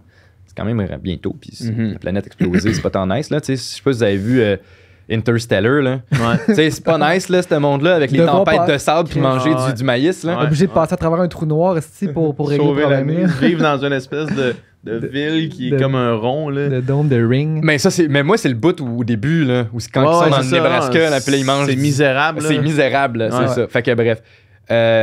Pour les promesses, bon, au moins la CAQ fait pas pire que le Parti conservateur, qui eux, vraiment, c'est un peu drôle. Tu sais, eux, ils se sont dit, mon électorat, ils veulent rien savoir de l'environnement, ils trouvent que Moi, c'est je veux trop juste woke. assumer que je veux les hydrocarbures. Là, tu sais, que je Ouais, veux- ils veulent les hydrocarbures, ils font même enlever les subventions aux véhicules électriques. C'est un peu comique, tu sais. Fait que eux, c'est all-in, il n'y en a pas de problème. Et tu sais, GNL Québec, etc. Mais puis là, moi, je fais vraiment l'avocat du diable. Là. Son point étant que notre impact au Québec est minime. Là. Oui, fait que je pense si tu prends un pick-up à la place de prendre une Tesla, ton changement personnel n'a pas d'impact. Il n'y a pas tort, mais en même temps, si tout le monde pense de même, c'est sûr qu'on s'en va dans le mur. Ça, c'est l'autre point. Là, donc, tu sais, ensuite, comment tu peux, dans des rencontres internationales, si t'es le Canada, puis toutes tes provinces font rien. Tu veux te montrer un exemple aussi. Là, ensuite, tu peux pousser les autres vers aller plus loin. Puis ensuite, il faut aussi penser un peu à l'avenir. L'Europe sont quand même vraiment en avance. Puis à un moment donné, là, ça va arriver que tu pourras plus t'auras plus d'accès au libre-échange si tu n'auras pas des normes environnementales plus élevées. Ça va te donner un avantage compétitif un jour. Ça, c'est important. C'est un investissement à long terme, puis c'est une vision quand même fermée de ne pas voir ça. Ouais. Je pense qu'à un moment donné, il va y avoir comme des acteurs internationaux importants comme l'Union européenne ou même peut-être les États-Unis sous des présidents démocrates qui vont faire des trucs du genre, si vous êtes des cancres en environnement, vous avez des conséquences. Et ça va être c'est sûr que ça va arriver un jour. Puis moi, depuis que j'étais en âge de voter, c'était pas mal la première fois que j'entendais un chef de parti dire publiquement, puis là je parle de Gabriel Nadeau-Dubois, de dire publiquement, moi je vais être honnête, il y a des sacrifices qu'il faut qu'on fasse. De le dire comme ça ouvertement. Moi de toutes les campagnes électorales que j'ai faites, c'était pas mal la première fois que quelqu'un nous regardait en disant là, les habitudes individuelles, va falloir que ça change. Tu sais. Puis c'est quoi qu'il propose Québec solidaire d'un point de vue de comme lui il appelle pas ça il refuse d'appeler ça des sacrifices là, mais c'est pas mal des changements de mode de vie, mettons là. Il y a clairement le premier truc qui implique un sacrifice, c'est la taxation des voitures polluantes. Puis ça, à mon avis, ça a tout à fait du sens parce que juste donner de l'argent pour s'acheter des véhicules électriques, puis que ça coûte quand même cher à l'État cette affaire-là. Idéalement, on financerait ces subventions-là par les consommateurs de voitures plus énergivores. Puis tu pourrais le faire à peu près équivalent. C'est-à-dire que si le monde achète moins de chars énergivores, ben là, tu pourrais donner moins de subventions à l'électrique parce que ça veut dire que ton objectif est atteint. Et si le monde en achète plus de véhicules énergivores, ben, tu pourrais donner plus de subventions à l'électrique. Ça pourrait être un programme à peu près à coût nul. Moi, j'aimerais ça voir ça comme ça, personnellement. Et donc, ils veulent taxer les voitures plus polluantes. Hier, on parlait de cette promesse-là, tu sais, puis ça apparaît effectivement comme une super bonne idée. Mais après ça, tu sais, mettons, dans le débat, le gars disait donc, mettons, les familles ou ceux qui sont en région qui ont besoin. Puis là, non, mais les familles vont être exemptées. Puis aussi, dépendamment où tu habites, ça va être modulé. Dépendamment de ton travail. Puis on dirait que ça m'apparaît comme une logistique bureaucratique qui n'a aucun sens, là, finalement. Non, moi, je pense qu'il faut y aller plus simple que ça. Puis mais... Non, puis genre, il y en a là, des chars quand même gros qui consomment pas tant que ça, là. Ben oui, c'est ça. Tu sais, je veux dire... il y a des Jeeps électriques maintenant, là. Tu sais, il va y avoir tous les chars électriques. Tu peux avoir tous les chars électriques, mais aussi, tu sais, juste... achète pas le pick-up le plus consommateur ou il y en a des vannes qui consomment moins que d'autres, là. Tu sais, en tout cas... Fait que, tu sais, c'est ça. Là, on est rendu là. C'est un sacrifice, là. Puis, il y a des taxes sur les gros pollueurs que QS propose, évidemment, mais ça, c'est souvent, tu sais, de dire... Sur les compagnies pollueurs? L'affaire, c'est que c'est facile de dire ça, mais c'est parce que, tu sais, les compagnies, ils refourguent les prix aux consommateurs. Là. Donc, tu sais, c'est que les gens comprennent pas que les taxes sur les gros pollueurs, ça implique des prix plus élevés, mais me semble que... C'est pas juste le président qui va réduire son salaire pour payer les taxes. C'est rarement comme ça que ça fonctionne. Là. C'est sûr que non, là, tu sais. Sinon, en gros, c'est que tant que QS que le PQ propose vraiment des investissements massifs en transport en commun. Et ça, je pense que ça a beaucoup de sens. Tu sais, c'est ce qu'on doit... c'est ce qu'on doit viser. Franchement, ils ont différents noms, là, Révolution Transport, etc. Le PQ a quand même l'idée là, de transport en commun vraiment pas cher avec une espèce de passe annuelle qui peuvent être intéressants. Et c'est vrai que c'est pas mal le secteur. Les trucs faciles à faire en environnement, facile, c'est plus de transport en commun et favoriser l'économie d'énergie des maisons pour construire moins de barrages pour électrifier les transports, par exemple. Donc, c'est pas c'est pas si compliqué. C'est sûr que, oui, il dit qu'il faut faire des sacrifices, mais j'ai pas vu, c'est que idéalement, il faudrait que la taxe carbone soit vraiment plus élevée. Ça, c'est ça le sacrifice à faire. C'est pas juste acheter des chars. Il faut que l'essence coûte plus cher. Ouais. Puis c'est intéressant de le voir parce que là, on a eu une expérience, là, tu sais. L'essence a vraiment augmenté. Puis là, c'était la panique, là. Le gouvernement était tout genre, tu sais, même PQ, il disait, il faut qu'on trouve une manière d'aller chercher les profits des méchantes entreprises pour baisser les prix, tu sais. C'est ça. On voit que c'est pas facile. Là, c'est sûr que le monde se dit, mais là, on paye plus cher pour l'essence, pas pour l'environnement, là. C'est juste de même, mais les comportements sont longs à changer. Puis il n'y a pas 36 solutions, là. Mais tu sais, ce que ça a fait aussi, c'est que le monde se sont garochés. Puis c'est dommage que, mettons, à cause de la pandémie, les concessionnaires sont pas capables de fournir. Mais genre, les listes d'attente. Ça prend 2 ans pour avoir une 2 ans. Le monde, tu sais, ça a monté en haut de 2$, puis le monde se sont garochés à acheter des chars électriques. C'est pas non plus compliqué à voir le lien, là, tu sais. Je veux dire, si c'était plus cher, le monde achèterait plus de chars électriques. Point final. T'sais. Mais tu sais, il y a aussi la densification urbaine qui est importante. Puis ça, c'est que la banlieue coûte pas assez cher. Quand tu regardes la dépense publique par habitant de banlieue versus de ville, le banlieusard reçoit tellement plus de valeur de services publics parce qu'ils coûtent plus cher les services publics parce qu'ils sont pas densifiés, création de routes, création d'égouts, etc. Et que son niveau de taxation est tellement plus bas parce que sa maison est moins chère et les taxes sont plus faibles que c'est inégal. Et l'externalité écologique est immense parce que tu vas prendre plus ton char, parce que tu détruis des milieux naturels. Ça, il faut changer ça. C'est juste qu'on a l'idée que tout le monde doit avoir droit à sa maison unifamiliale. Ça, c'est le sacrifice. Mais c'est aussi ça, aucun politicien va vous le dire parce que ça commence à être rough. Mais c'est pas juste ça, c'est aussi que c'est tellement cher acheter à Montréal versus acheter en région. Ça, que le monde vont préférer aller s'installer à 1h15 de Montréal puis quand même aller à chaque jour à Montréal travailler. Mais ça aussi parce qu'on a décidé qu'il fallait qu'on soit propriétaire d'une maison unifamiliale. Mais ça, c'est peut-être un modèle à revoir malheureusement. Et c'est là que... Mais ça, tu vois, tu sais, ça puis je comprends qu'il n'y a aucun parti qui en parle parce que tu m'en parles puis ça me crée de l'anxiété. Celui-là, il est pas le fun. Là, il y en a plein qui sont acceptables puis qui sont comme, tu sais, le transport en commun, ça fait du sens. Le transport en commun, c'est le fun. C'est de l'argent que l'État met dans quelque chose. Ouais, c'est ça, pas un exact. sacrifice. Mais même, tu sais, char électrique, tu sais, juste comme, c'est pas un sacrifice non plus, mais même si l'essence coûte plus cher, tu sais, je comprends aussi. Puis... Mais celle-là est tough, tu sais, parce qu'en même temps que... Celle-là est vraiment tough. Il y a comme une genre de dichotomie entre... tu sais, moi, je me considère environnementaliste. Je le disais hier, tu sais, moi, je suis vegan pour l'environnement, puis je prends mes décisions quand même... Mais tu voyages combien de fois par année en avion? Dernièrement, 0. Mais ça fait un bout que 0, mais genre 2 fois par année, mettons. C'est ça, mais c'est déjà beaucoup. Tu sais, moi aussi, je fais ça. Là. Moi, genre, j'ai pas de char, puis mais dans le sens, je prends mes décisions. J'aime bien ça aller en Europe, là, tu sais. Je prends mes décisions, mettons, pour essayer en tout cas, d'avoir le moins d'impact possible, jusqu'où je suis prêt à faire mes choix, mettons. Mais de cet aspect environnementaliste vient aussi l'idée d'aimer ça être dans le bois. Puis aimer ça être dans le bois, moi, je peux dire, je me sens pas bien à Montréal, jamais. Là, je suis revenu à Québec parce que justement, je trouvais que Montréal, c'était trop densifié, c'était trop intense. Puis là, moi, si je m'achète une maison, je veux pas qu'elle soit...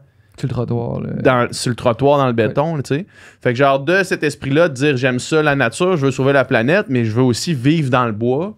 Il y a comme cette espèce de dichotomie-là qui fait que ça fait pas de sens. Tu peux vivre dans le bois, mais c'est qu'il va falloir que tu limites le transport envers la ville. Ouais, c'est ça. C'est plus ça l'idée. C'est ça, exact. Et il va falloir que tu payes un petit peu plus cher pour vivre dans le bois.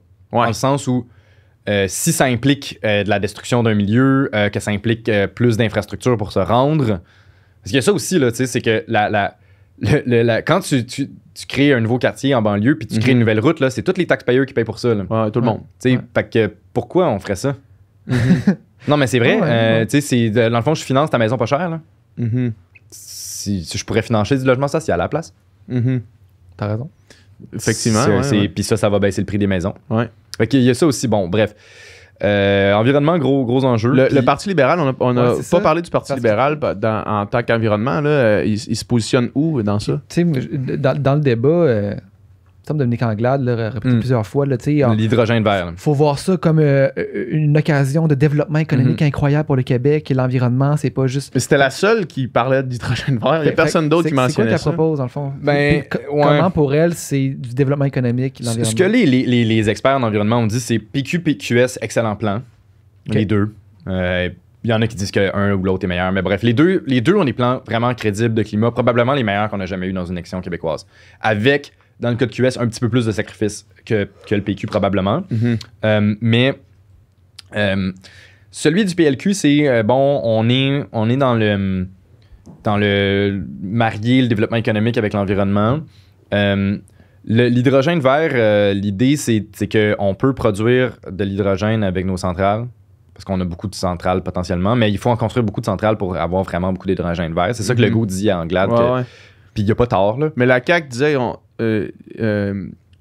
Dominique Anglade n'est pas capable de nous dire le nombre de turbines que ça prendrait. Nous, on l'a calculé à la CAQ, puis c'est genre, ça prendrait une turbine à chaque genre kilomètre jusqu'à Rouyn-Noranda. Mais là, on va, ensuite, tu peux répondre à la CAQ, genre ton électrification des transports, puis la vente à New York sans vraiment investir dans l'économie d'énergie où ça va coûter cher aussi. Là. Donc, c'est plutôt dans ce sens-là le programme libéral. Moi, c'est ça que j'ai retenu. C'est vraiment l'idée, là, une espèce de... Mais l'hydrogène vert, c'est quoi? C'est de l'hydrogène qui est produit avec l'hydroélectricité, puis apparemment, ça peut servir à genre faire avancer des avions puis des chars. C'est genre un combustible? C'est un combustible, oui. Okay. Puis ça serait potentiellement efficace, mais franchement, je suis pas un... je sais qu'il y a des débats là-dessus, à quel point c'est efficace ou pas. Là. Puis bon, ils veulent des crédits d'impôt de rénovation. Pour les maisons? Ouais. Pour rendre ça plus éco-responsable? Ouais, mettons, tu changes ta fournaise, là, c'est pour recevoir un peu de cash. Là. Ouais, OK. C'est pas une mauvaise idée. Là. Non, effectivement. Mais c'est pas, c'est clairement pas... on parle, les investissements de QS et du PQ sont conséquents. Là. C'est des gros investissements en transport en commun. QS investit beaucoup dans les infrastructures vers l'environnement, puis n'a pas la crainte de dire il y a plein de prolongements d'autoroutes qui se font pas avec un gouvernement QS. Là. C'est vraiment de dire on prend le cash qu'on aurait mis dans les autoroutes puis on le met vers le transport en commun. Parce que ce qui est assez intéressant, c'est que c'est vrai quand tu regardes le plan québécois des infrastructures, tu as encore plus de dépenses dans les routes que dans les transports en commun. Et là, à un moment donné, on est loin là. Ouais. On est loin de la transition environnementale. Ouais. Puis tu sais, je veux dire, l'argument de Gabriel Nadeau-Dubois de dire qu'il n'y a personne dans la vie qui trippe à passer 1h30 dans le trafic à chaque matin, puis que c'est ça son but dans la vie, il a raison, là, tu sais. Ouais. S'il y a des alternatives efficaces, électriques, ou tu sais, du moins de transport en commun, les gens vont les prendre. Là. Ouais. Bon. Mais si vous voulez continuer sur le PLQ, moi, il m'intéresse le PLQ. Là, c'est une drôle de campagne pour le PLQ. Là, les sondages sont épouvantables. Là, ce matin, je sais pas quand l'émission sort, mais ce matin, c'était... PLQ était rendu 3e en égalité avec le PQ et le Parti conservateur, donc potentiellement dernier en intention de vote. Ouais, c'était CAQ à 40 QS à 16 puis les trois autres à 14. Ouais. On pourrait se ramasser une situation finale à tout le monde à 15, là, sauf la CAQ. Ça pourrait être intéressant. Ouais. Puis donc, c'est la pire campagne de l'histoire du PLQ, probablement. Depuis que je sais qu'il y a des... Peut-être que ça s'est passé mal en 1910, là, mais je m'en rappelle pas. Et tu sais, ils sont rendus à entre 5 et 10% chez les francophones. Là, c'est épouvantable. Ouais. Et c'est que c'est un parti qui semble avoir pas vraiment de direction dans ses promesses. C'est assez intéressant de regarder. Il y a comme des hausses d'impôts pour les riches, mais des baisses d'impôts pour le monde aussi quand même riche. T'as des trucs pour les plus pauvres en même temps que... c'est pas très cohérent. Ça fait... C'est comme s'il avait essayé de reprendre un peu le playbook de Trudeau en 2015, avec comme on fait de la dépense publique en la mettant sur le déficit. Venant du parti de l'austérité, c'est comme surprenant. Ils se financent beaucoup en lutte contre l'évasion fiscale puis en taxer les méchants, là, les GAFAM, les paradis fiscaux, puis tout ça. Sûrement parce que Marois Risky, qui est comme une spécialiste de la lutte et de l'évasion fiscale, elle pense qu'elle va aller chercher beaucoup d'argent, mais comme... Ils vont chercher beaucoup d'argent là, sur l'évasion fiscale, 1,5 milliard, c'est pas mal. Ça, c'est ce qu'ils estiment être capable d'aller chercher. Nous, quand on avait Éric Girard assis devant nous... Il disait combien, lui? Ben, il nous a dit, le monde pense que c'est une mine d'or, l'évasion fiscale, mais c'est pas tant que ça. Ben, l'évasion fiscale des méchants, moi, j'avais vu en 2015... L'évasion fiscale des méchantes compagnies, là, c'était 800 millions. Ça, si tu vas tout le chercher. L'évasion fiscale, la meilleure lutte à l'évasion fiscale qui a été faite au Québec, c'est quand ils ont mis les machines dans les restaurants. Là. C'était genre 2 milliards par année. Là. Shit. Ah ouais. C'est beaucoup d'argent. C'est énormément d'argent. Fait que, tu sais, bon, fait que c'est souvent, l'évasion fiscale, ça veut souvent dire, genre, le travail au noir. Ouais. Mais bon, bonne chance. Tu sais, donc ça, il y a quand même une grosse boost de trucs pour les plus pauvres. Pour les aînés, il y a beaucoup d'argent. Dans le programme libéral, il y a ce fameux programme de psychothérapie. Il y a comme... on garde le fonds des générations, mais on finance toutes nos promesses sur la dette. Un peu weird. Et puis, c'est ça, on se ramasse avec un gros déficit à la fin. Puis on baisse beaucoup les taxes. Donc, bon, ça va. Moi, je trouve que ça va un peu dans toutes les directions. C'est le fun d'avoir... Moi, j'aime le programme PQ, par exemple. Il dit, on voit ça, on a 3 trucs, on va les financer de même. Le programme de QS, il est comme, hey, on y va all-in, on change d'air. La CAQ, qui dit, hey, écoute, on fait rien. Mais c'est comme honnête. Ouais. Ouais. Tu sais, eux, ça a pas... Ou les conservateurs, ils sont comme nous, on s'en fout, on veut juste pas d'État. Ouais. C'est comme clair. Le parti qui a le programme pas clair, c'est le PLQ. Genre, je ne comprends pas où est-ce qu'ils s'en vont. OK. C'est comme... C'est vraiment pas cohérent. Fait que je pense que les électeurs s'en rendent compte un peu. Ouais. C'est comme pas... ça fait un peu coin de table. Puis d'ailleurs, ils ont fait plein d'erreurs dans leurs calculs. Là, Ouais, c'est ça. C'est sorti plusieurs fois cette semaine, dans les dernières semaines, qu'ils se trompaient dans leurs estimés de dette publique à la fin. Ça, c'est rough quand même, quand tu fais un budget puis qu'il y a des erreurs qui sont pointées du doigt par les autres partis. Ça puis fait pas... ça fait pas professionnel. Là. Non, ça me puis donne pas c'est- envie que tu gères Pour mes un finances. gouvernement qui a été au pouvoir pendant 20 ans, là, bon, j'exagère, mais tu sais, qui a été au pouvoir pendant un bout, là, c'est plus le PLQ du temps. Là. Ils ont pu, tu sais, quand Charest est arrivé au pouvoir, il y avait Yves Séguin qui était vraiment un ministre des Finances comme crédible. Ils en ont eu des bons, là, des ministres des Finances. Carlos Letao, on peut ne pas l'aimer, mais c'est un bon ministre des Finances. Là. Il sait de quoi il parle. Là, c'est moins clair. Là. Mettons qu'on... J'allais dire qu'il y a un sujet qu'on dirait qu'on a moins parlé, ou peut-être que moi j'en ai moins entendu parler cette année, c'est l'éducation, on dirait. Ouais. Est-ce que c'est un enjeu qui intéresse moins le monde ou est-ce que c'est juste ma perception? Non, mais c'est vrai, ils n'en ont pas parlé tant que ça. Puis, il n'y a pas de promesses. Tu sais, il y a beaucoup de petites promesses d'amélioration par-ci par-là du système éducatif. Mais il n'y a pas de grosses promesses qu'on retient. Effectivement, en retenez-vous? Ben non, c'est ça. Non, pas du tout. Tant qu'à moi, tu sais, mettons... tu sais, il y en a des problèmes là, justement dans les écoles, tu sais, les enseignants, il y a des élèves qui ont 4 enseignants dans la même année parce que tout le monde part en burn-out ou ben, tu sais, c'est pas un milieu qui va si bien que ça, là, tu sais, puis je comprends pas pourquoi on s'est pas plus attardé à cette question-là.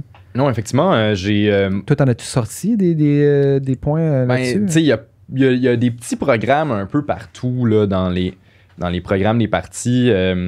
Mettons, PQ, il propose en éducation... Tu sais... ben, tu sais, les gros programmes qui sont proposés par beaucoup de partis, c'est vraiment côté CPE. Ça, il semble y avoir... Même la CAQ a quand même pas mal d'investissements pour convertir des garderies privées en CPE. Et le PQ va en plus proposer... Le PQ propose beaucoup d'argent pour les CPE, va vraiment compléter le réseau. Mais sinon, tu sais, bon... Fin du financement des écoles religieuses. Là, le PQ aime vraiment pas ça, les écoles religieuses. Ça, OK. Mais c'est vrai, tu sais, Écoute, mettons que t'es une enseignante en ce moment ou un enseignant comme avec une charge de travail complètement débile, avec des conditions vraiment difficiles, puis t'entends aucun parti parler de qu'est-ce qui compte Ça m'a faire pas pour toi. interpellé, là. Tu t'en laissé de côté, en fait, carrément. Là. Écoute, il y a vraiment pas de grosses promesses en éducation. Tu sais, je pense que tout le monde sait qu'ils veulent comme embaucher plus de profs, mais il n'y a pas des budgets vraiment conséquents qui sont proposés un peu nulle part, franchement. Même QS n'a pas, par exemple, de gratuité scolaire dans son programme. Le PQ a un truc du genre... C'est quand même ironique. Ouais, c'est quand même ironique, mais la gratuité scolaire, ça coûte ben trop cher pour ce que ça vaut. C'est ça l'affaire. Je pense qu'ils ont fini par s'en rendre compte. Gratuité scolaire, ça coûte comme 1 milliard de dollars. Si tu veux améliorer l'accès à l'éducation, il faut que tu investisses dans le primaire et dans le secondaire bien avant ton milliard de dollars. Là. Ton milliard de dollars, il va être bien plus efficace en s'assurant qu'il n'y ait pas de décrochage si ton but, c'est d'améliorer l'accès à l'éducation. Là. C'est pas... Puis, je veux dire... à quel point il y a une barrière à l'accès en ce moment. Là. Je compte une hausse des frais de scolarité, là, mais la baisse, ça va-tu vraiment améliorer l'accès? À voir. Et par exemple, le PQ, ça, j'aime ils ont une petite mesure, ça coûte vraiment pas très cher. C'est gratuité scolaire pour les étudiants, une gratuité scolaire universitaire pour les étudiants dont les parents gagnent moins que le revenu médian. Puis ce que ça prouve, c'est qu'elle coûte pas cher, cette mesure-là. Ce que ça prouve, c'est qu'il y en a pas tant que ça des étudiants dont leurs parents sont plutôt pauvres. Oui, c'est ça, exact. Oui. C'est ça qu'elle coûte rien. c'est ça. C'est qu'il y en a pas tant que ça. Fait que, bon, moi, je me dis, c'est ça. Tu peux faire des mesures ciblées pour améliorer l'accès à certaines personnes. Ce qui me désole un peu, c'est qu'il n'y a pas de débat sur la place du privé au secondaire, qui est quand même un gros enjeu, dont on a décidé de ne pas parler. Je pense que c'est pas gagnant. Les partis savent que c'est pas populaire, mais là, on a un réseau à 2 vitesses. Là. Ouais. Et il y a Selon toi, il fonctionne ou il fonctionne il fonctionne pour ceux qui vont au privé. OK. Moi, je suis allé au privé puis j'ai un doctorat, ça va très bien. Mais, tu sais, en région, c'est correct, franchement, parce qu'il n'y a pas beaucoup de privés. Fait que tout le monde se ramasse à l'école publique, pas de problème. Ouais. Mais à Montréal, où il y a quand même une proportion élevée des étudiants qui vont au privé, je pense que c'est dans le 40% aux francophones. Puis il y a vraiment une différence dans les qualités de l'enseignement ou des services? Ou... c'est que tu te ramasses avec des situations où, comme tu as le 2 tiers des étudiants du privé qui vont à l'université, puis même pas le tiers au public. Donc, ce que ça révèle, c'est que c'est des conditions socio-économiques complètement différentes à la base. Et ce que ça fait, c'est que ça crée ça diminue la qualité du public. Ouais, Parce que l'idée, c'est que tu pourrais avoir un meilleur réseau public si tu avais plus d'étudiants qui viennent de familles plus aisées, parce qu'ils réussissent généralement mieux. Ou juste d'étudiants qui sont meilleurs à l'école, qui se ramassent tous au privé. En améliorant, puisque les études semblent démontrer en psycho-éducation, c'est genre, ton niveau des meilleurs n'est pas vraiment diminué lorsqu'ils sont avec les moins bons, mais le niveau des moins bons est vraiment amélioré lorsqu'ils sont avec les meilleurs.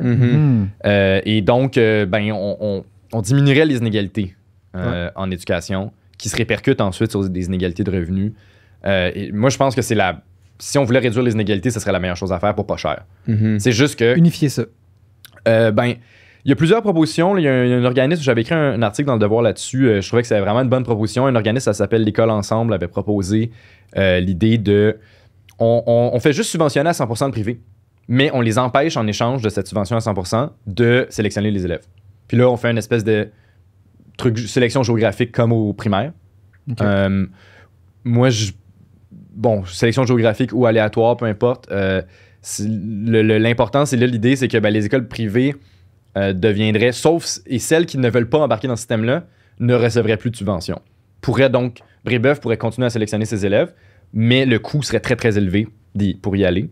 Ouais. Puis c'est subventionné à 100%, donc est-ce qu'elle est encore payante ou donc elle est Non, gratuite? elle devient gratuite. Okay. Donc là, il n'y a plus de barrière à l'entrée au privé. Ouais, okay. Tu peux plus en mettre aussi. Les écoles ne peuvent plus choisir leurs élèves. Donc c'est plus vraiment du privé. Ça demeure une école privée en ce sens où ces écoles-là ont leur propre conseil d'administration, peuvent faire les trucs différemment, peuvent mettre l'uniforme s'ils veulent, peuvent décider des programmes un peu différents, peuvent gérer leur école de la manière qu'ils veulent. Donc, on garde l'idée que le privé est innovateur. Ouais. Genre, c'est pas faux. Je pense que les écoles privées, il y en a qui font une très très bonne job. Donc, on garde ça. C'est juste qu'ils peuvent plus sélectionner les élèves. Fait qu'ils vont être... S'ils sont meilleurs, ça sera pas parce qu'ils ont les meilleurs élèves. Ça va être parce qu'ils gèrent mieux. Puis tant mieux pour eux. Mais donc là, on améliorerait la qualité du réseau pour tout le monde, je pense. Mais il n'y a pas de proposition par rapport à ça, ils n'en ont pas débattu. Non, mais c'est parce que les parents, ils veulent rien savoir.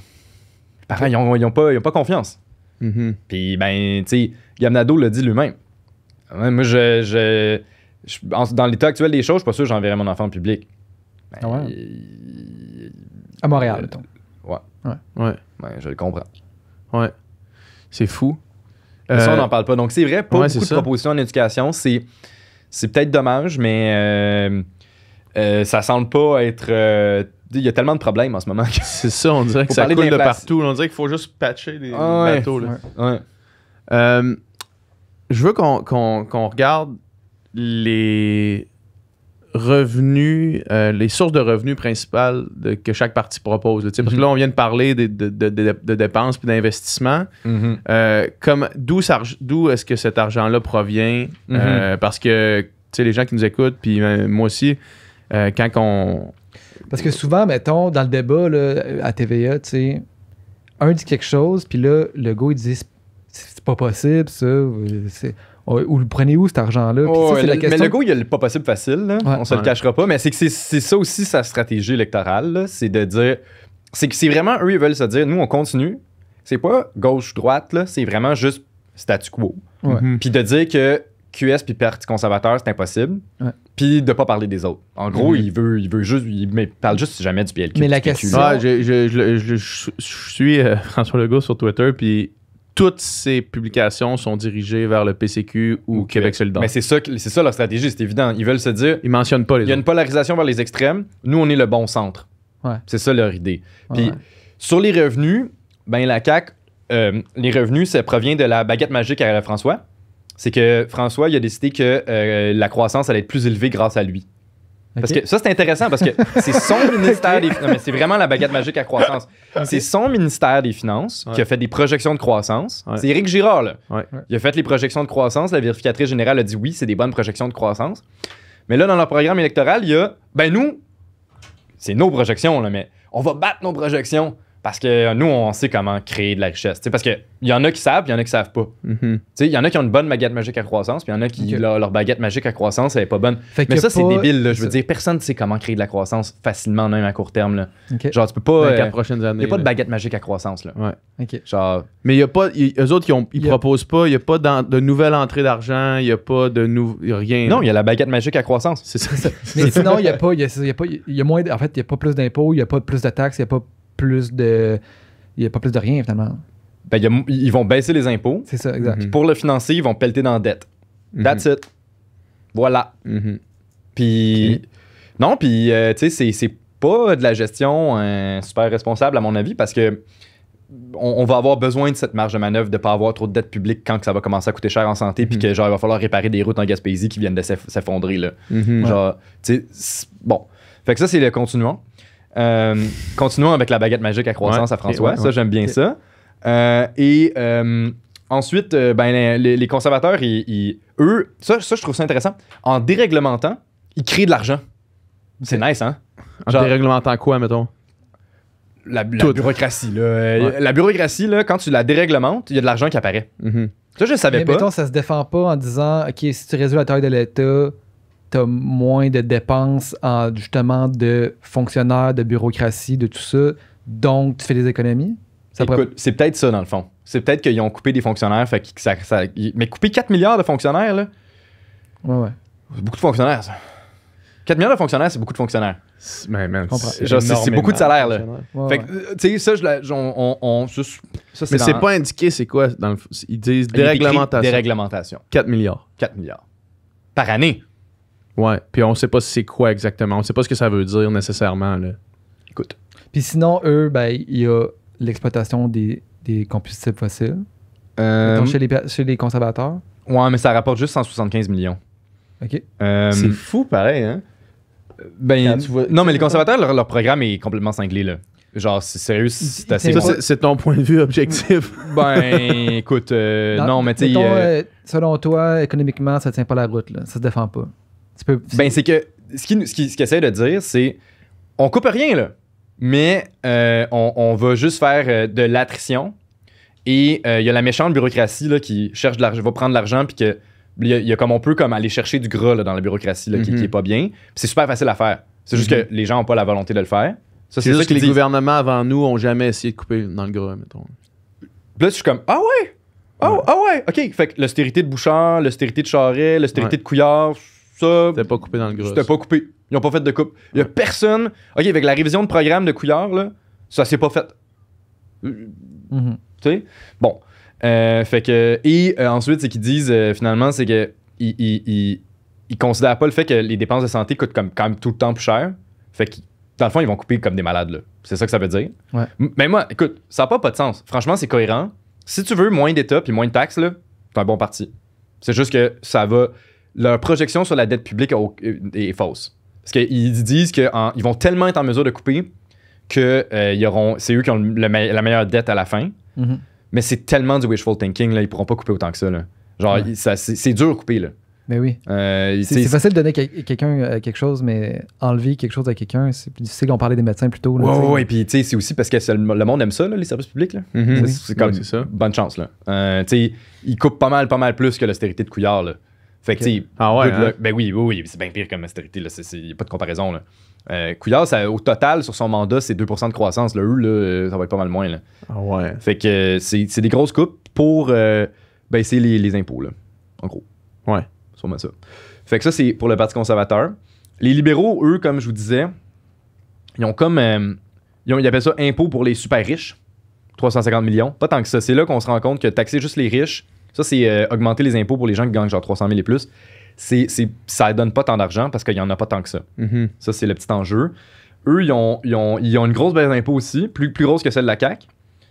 C'est là que... Mais ils vont essayer de donner de l'argent aux pauvres. C'est comme, bon, particulier. Ben c'est ça, il y a beaucoup d'argent qui est généré avec les luttes contre les paradis fiscaux, taxes sur les immeubles non occupés, ça c'est aussi une idée de QS, mais eux ils génèrent plus d'argent que QS avec ça. Taxes sur les institutions financières. Fait que les libéraux, il y a beaucoup de on baisse les impôts puis on taxe les méchants. Moi je trouve pas ça super cohérent. Dans le sens où c'est pas si facile que ça taxer les méchants là, puis comme si tu baisses les impôts, t'as moins d'argent là. Ça, c'est pas mal ça. PQ, eux, ils ont triché aussi dans leur programme, c'est qu'eux, ils calculent l'effet de leurs mesures en termes de... là, ils vont aider les travailleurs d'expérience à rester sur le marché du travail. Là, ça génère plein d'argent. C'est pas fou, mais en même temps, bon, avec les CPE, il y a plus de personnes qui travaillent, fait qu'on a plus d'argent. C'est pas fou, mais ils ont comme triché un peu sur leur programme avec ça. Et sinon... il y a... ils vont taxer les institutions financières aussi, taxer les GAFAM. Ça, c'est les deux populaires. Là. Ça revient pas mal. Gros méchant. Ils vont couper ils vont aller chercher de l'argent aux médecins en enlevant l'incorporation. Parce que les médecins peuvent se déclarer comme une corporation. Ça coûte 250 millions par année. Ils vont taxer l'eau pour les entreprises. Ils vont lutter contre les profits détournés. Ils vont taxer la spéculation immobilière. Eux aussi, c'est taxe sur les méchants. Franchement... C'est là que, écoute, on peut chialer sur le programme de QS, mais leur proposition de revenus, ils génèrent de l'argent pour vrai. Puis, OK. Si on y revient, c'est les derniers qu'on va faire. QS, ils vont taxer le monde. Ils ont une idée de l'impôt sur les grandes fortunes et les successions. D'abord, il faut se rendre compte, les héritages sont taxés au Québec en ce moment. C'est juste que personne ne le sait, mais quand tu meurs, tes biens, on considère que tu disposes de tes biens. Et donc, la plus-value qui a été générée, mettons, tu as des actions, tu as acheté du Apple, il valait 10$, maintenant il valent 100$. Ben, la personne qui reçoit ton héritage va payer la différence. La différence, ça va être un gain en capital. Puis en ce moment, le gain en capital est imposé à la moitié. Donc, ça veut dire que la moitié du gain en capital se retrouve sur ton impôt sur le revenu. Donc, si ton impôt sur le revenu, mettons, tu gagnes 100 000, dans le fond, tu vas payer 25% sur ce que tu reçois en héritage. Tu payes 25% maximum de l'héritage que tu reçois en ce moment. Maximum. Eux, ils veulent faire que ça soit 35%. Ça, c'est le premier truc. Ça représente quoi en termes de revenus potentiels selon leur calcul? Ben là, ils l'ont mis avec leur impôt sur les grandes fortunes, qui est l'idée que à chaque million que tu as en haut d'un million, tu payes 1000$. Ça rapporte 2,6 milliards. C'est quand même pas mal. C'est beaucoup d'argent. Ensuite, bon, il y a des possibilités d'évitement que je suis pas convaincu qu'ils ont vraiment calculé. Moi, je pense que leurs impôts rapportent de l'argent, mais un petit peu moins probablement. Parce que le monde, il évite l'impôt, là, surtout quand ils sont riches. Plus t'es riche, plus t'as les moyens d'éviter l'impôt. Il y a beaucoup l'idée dans la plupart des programmes, hein, c'est qu'on va vous donner des choses, mais on va pas vous taxer. Moi, personnellement, je pense que pour avoir des choses, il faut taxer le monde. Là. Le monde, tout le monde. C'est un ou l'autre. Soit tu as moins de choses puis tu payes moins de taxes, soit tu as plus de choses puis tu payes plus de taxes. Je pense que si QS réussit à mettre de l'avant gagne et met de l'avant son programme, soit ils vont devoir dépenser moins, soit ils vont devoir taxer le monde. Pas vrai. Genre un peu tout le monde. Parce que là, ils font des trucs un peu bizarres avec leur impôt. Ils baissent l'impôt de 80$ pour tout le monde qui gagne en bas de 90 000. Mais pour faire ça, ils vont comme augmenter beaucoup l'impôt du monde qui gagne en haut de 90 000. Là. Genre, on deviendrait l'endroit dans le monde où l'impôt sur le revenu est le plus élevé. Shit. Ça, c'est dangereux pour que les gens ne veuillent pas venir ici. Là, ça, un meilleur revenu moi, je crois pas à l'argument que les gens viennent pas. Les entreprises, oui. C'est là qu'ils vont chercher comme beaucoup d'argent sur les entreprises. Genre, total, 4,6 milliards. c'est peut-être un peu risqué. C'est ça. Puis, Mais les gens, ils viennent pas. Les gens, ils partent pas d'ici parce qu'ils sont taxés plus, là. Non, mais mettons quelqu'un qui voudrait venir ici, puis que l'information qu'il y a, c'est que le Québec, c'est la place dans le monde où est-ce que les impôts sont les plus élevés pour Impôts les... sur le revenu. Ouais. Parce qu'ensuite, en France, puis au Danemark, les impôts sont plus élevés, puis le monde Ouais. va au Danemark puis en France, pareil, là. Ouais, OK. Fait que c'est bon. Puis ça dépend, là. C'est sûr que si tu lui donnes une job à 30 000, il viendra pas, mais si tu lui donnes une grosse job à 300 000, oui, il va payer, qui paye 5 000 $ ou plus, là. mais c'est quoi la distinction que tu fais? Impôt sur le revenu versus impôt des entreprises? C'est ça que tu veux dire? Ben, il y a les taxes à la consommation, Ok, ouais. qui demeurent relativement basses ici par rapport à l'Europe, ou il y a les cotisations, comme par exemple ta cotisation d'assurance-emploi. Ici, on l'utilise beaucoup moins qu'en Europe. Mhm. Donc, nous, on a une taxation qui est très sur l'impôt sur le revenu. Ok. Mais on n'a pas beaucoup de cotisations ou de taxes à la consommation. Mhm. Mais donc, tu sais, bon, c'est ça. Fait que là, en imposant les riches et en baissant l'impôt un peu de tout le monde, c'est 1,3 milliard. Et moi, tu vois, j'aurais juste pas baissé l'impôt de tout le monde là-dessus. Là. Le 80$ que tu donnes à tout le monde, ça sert un peu à rien. Puis ça fait que tu dois comme taxer encore plus les plus riches. Puis comme, c'est pas clair que ça va générer tant d'argent que ça. Tu sais, il y a des... ils veulent taxer plus les entreprises pour 2,6 milliards, ce qui est quand même pas mal. C'est ça, c'est pas mal ça. 2,4 milliards d'entreprises. Et cette fameuse taxe sur le capital était intéressante, était vraiment mal communiquée. J'ai rarement vu de la communication aussi pourrie. Ok. Ben, tu sais, les super riches, le monde, ils se sentait visé, là. Les ultra riches. Ultra riches, puis c'est comme... Leur calcul est probablement mauvais de dire que c'est juste 5% de la population, là, parce que genre tous les policiers sont inclus, là, sont contre le régime de retraite puis qui ont une maison. Là. Mhm. Fait que, tu sais, ça commence à faire pas mal de monde. Ouais. C'est vrai que c'est un mauvais spin. Là. Ouais. Tout le monde qui se sentait attaqué en disant hey, moi, il me semble que je suis pas ultra riche. Non. Mais c'est que c'est vrai qu'en termes d'avoir net, t'es relativement riche. Ouais. Mais c'est que il y a bien du monde qui ont 60 ans qui se rendent à ce niveau-là. Ouais. C'est ça qui se passe dans la vie. Là, on parle de la mesure qui serait que tu Le 1000 piastres par 1000 million, piastres là. par million, c'est Ouais, ça. ouais. À partir de D'un million. De 1 million ou de 2 millions, finalement? Ben, À ton partir- million entre le 1 et le 2. Ouais, Ok, ok, ok. c'est ça. Ouais. C'est ça. Ça, c'était super mal communiqué. Le monde Ouais, comprenait pas. Exact. Il y avait l'histoire des fermes, que c'est vrai que, bon, c'est ça. Ça, c'était pas leur meilleur move. Mais l'idée en tant que telle, écoutez, le monde, là, sont vraiment plus riches en valeur nette maintenant que dans les années 80. Mais c'est juste pas également distribué. Mais donc, puis cet argent-là, on n'est pas allé la chercher, là. Tu sais, il y a beaucoup de monde qui valent 1 million. Ben, tu peux leur demander 1000 $. Pour aller chercher 2,6 milliards, c'est quand même nice. Ben oui. Mhm. Tu sais, c'est juste que mal communiqué. Puis c'est un peu compliqué. Là. Moi, je l'aurais fait plus simple que ça. Mettons, tu te dis, ben, on va taxer le gain en capital plus, that's it, là. Tu sais, là, c'est un peu compliqué de demander au monde de faire leur petite facture, d'aller checker toute ta valeur pour payer à la fin probablement pas 1000 $. Parce Voir que combien tu vaux. Puis là, c'est ça. genre, ouais. Surtout qu'il y a plein de monde qui vont valoir genre 1,2. Ouais. Fait que là, pour donner 200 $ à l'État, ça va te prendre genre une journée de travail. C'est un peu gossant. Ouais. Tu sais, je sais pas, là, il aurait pu Ouais, dire ouais. Donner cet argent-là à Centraide, là, puis ça sera Ouais. plus simple de même. Ouais. Là. Genre, contribution, tout le monde doit donner 200 $ à Contribution Centraide. Là. volontaire. Tout le monde demain donne 200 pièces. Tu sais, Parce genre, que c'est pas des infos qui sont déjà, mettons, dans ton rapport d'impôt. Ces infos-là de comment... ben, ton- non, mais ton tu sais, il faut. capital, Ton régime de c'est- retraite, c'est un peu compliqué, franchement. Ouais. Tu sais, si ton régime de retraite, c'est pas genre ton REER, là. Parce que oui, ton REER, genre, c'est vrai que c'est pas compliqué, là. Genre, t'es censé checker un peu une fois par année, genre, sont où, là, Mhm. t'sais, Ouais. y a ton conseiller financier, t'as-tu volé, l'argent, elle a-tu augmenté, la bourse, elle a-tu crashé, tu sais, t'es censé checker ça une fois par année, là, tu Ouais. un relevé, là. Ouais. Puis ta maison, ben, t'as juste à prendre le compte de taxes, là, tu sais, à titre, là, t'as une valeur estimée, Mhm. puis ça sera ça. Puis c'est juste le fonds de pension, c'est quand même un peu compliqué, tu sais, de ton employeur, là, moi, je sais pas combien il vaut. Mhm. Donc, c'est pas... Mais tu sais, c'est-tu si compliqué que ça? Non, mais... Mais c'est une étape de plus dans une vie occupée. Là.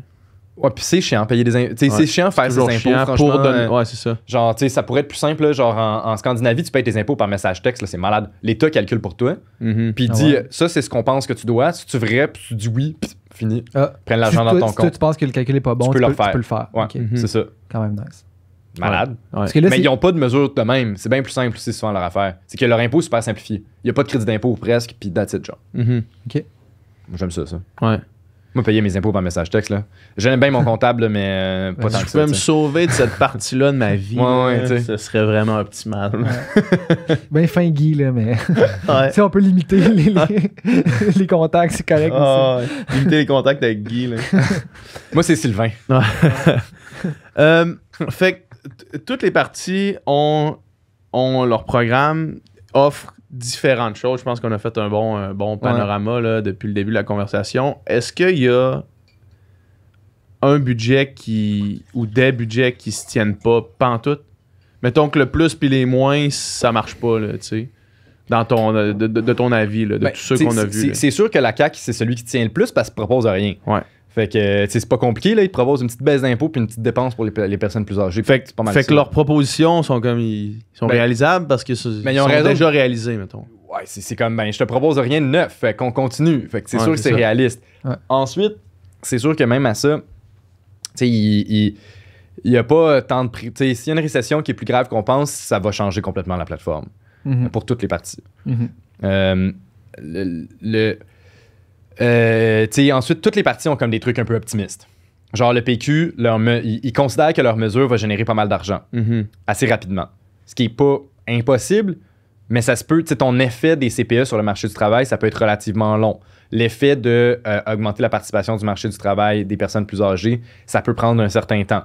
Fait que, à quel point on va le voir? Les libéraux, ils ont sont très optimistes sur leur capacité à attaquer les paradis fiscaux. Et QS sont très optimistes sur la volonté des personnes plus riches et des entreprises de ne pas éviter les taxes qu'ils vont leur proposer et que ça, du côté des entreprises, n'aura pas d'effet négatif tant que ça sur la croissance. Donc, il y a beaucoup d'optimisme dans toutes ces promesses-là. T'sais, aussi, moi, je suis pas convaincu que QS veut, avec Pharma Québec, que ça va rapporter plusieurs milliards de dollars à l'État. L'idée de Pharma Québec, c'est de créer une espèce de programme public d'assurance médicaments. Je suis comme pas sûr que ça rapporte de l'argent, moi.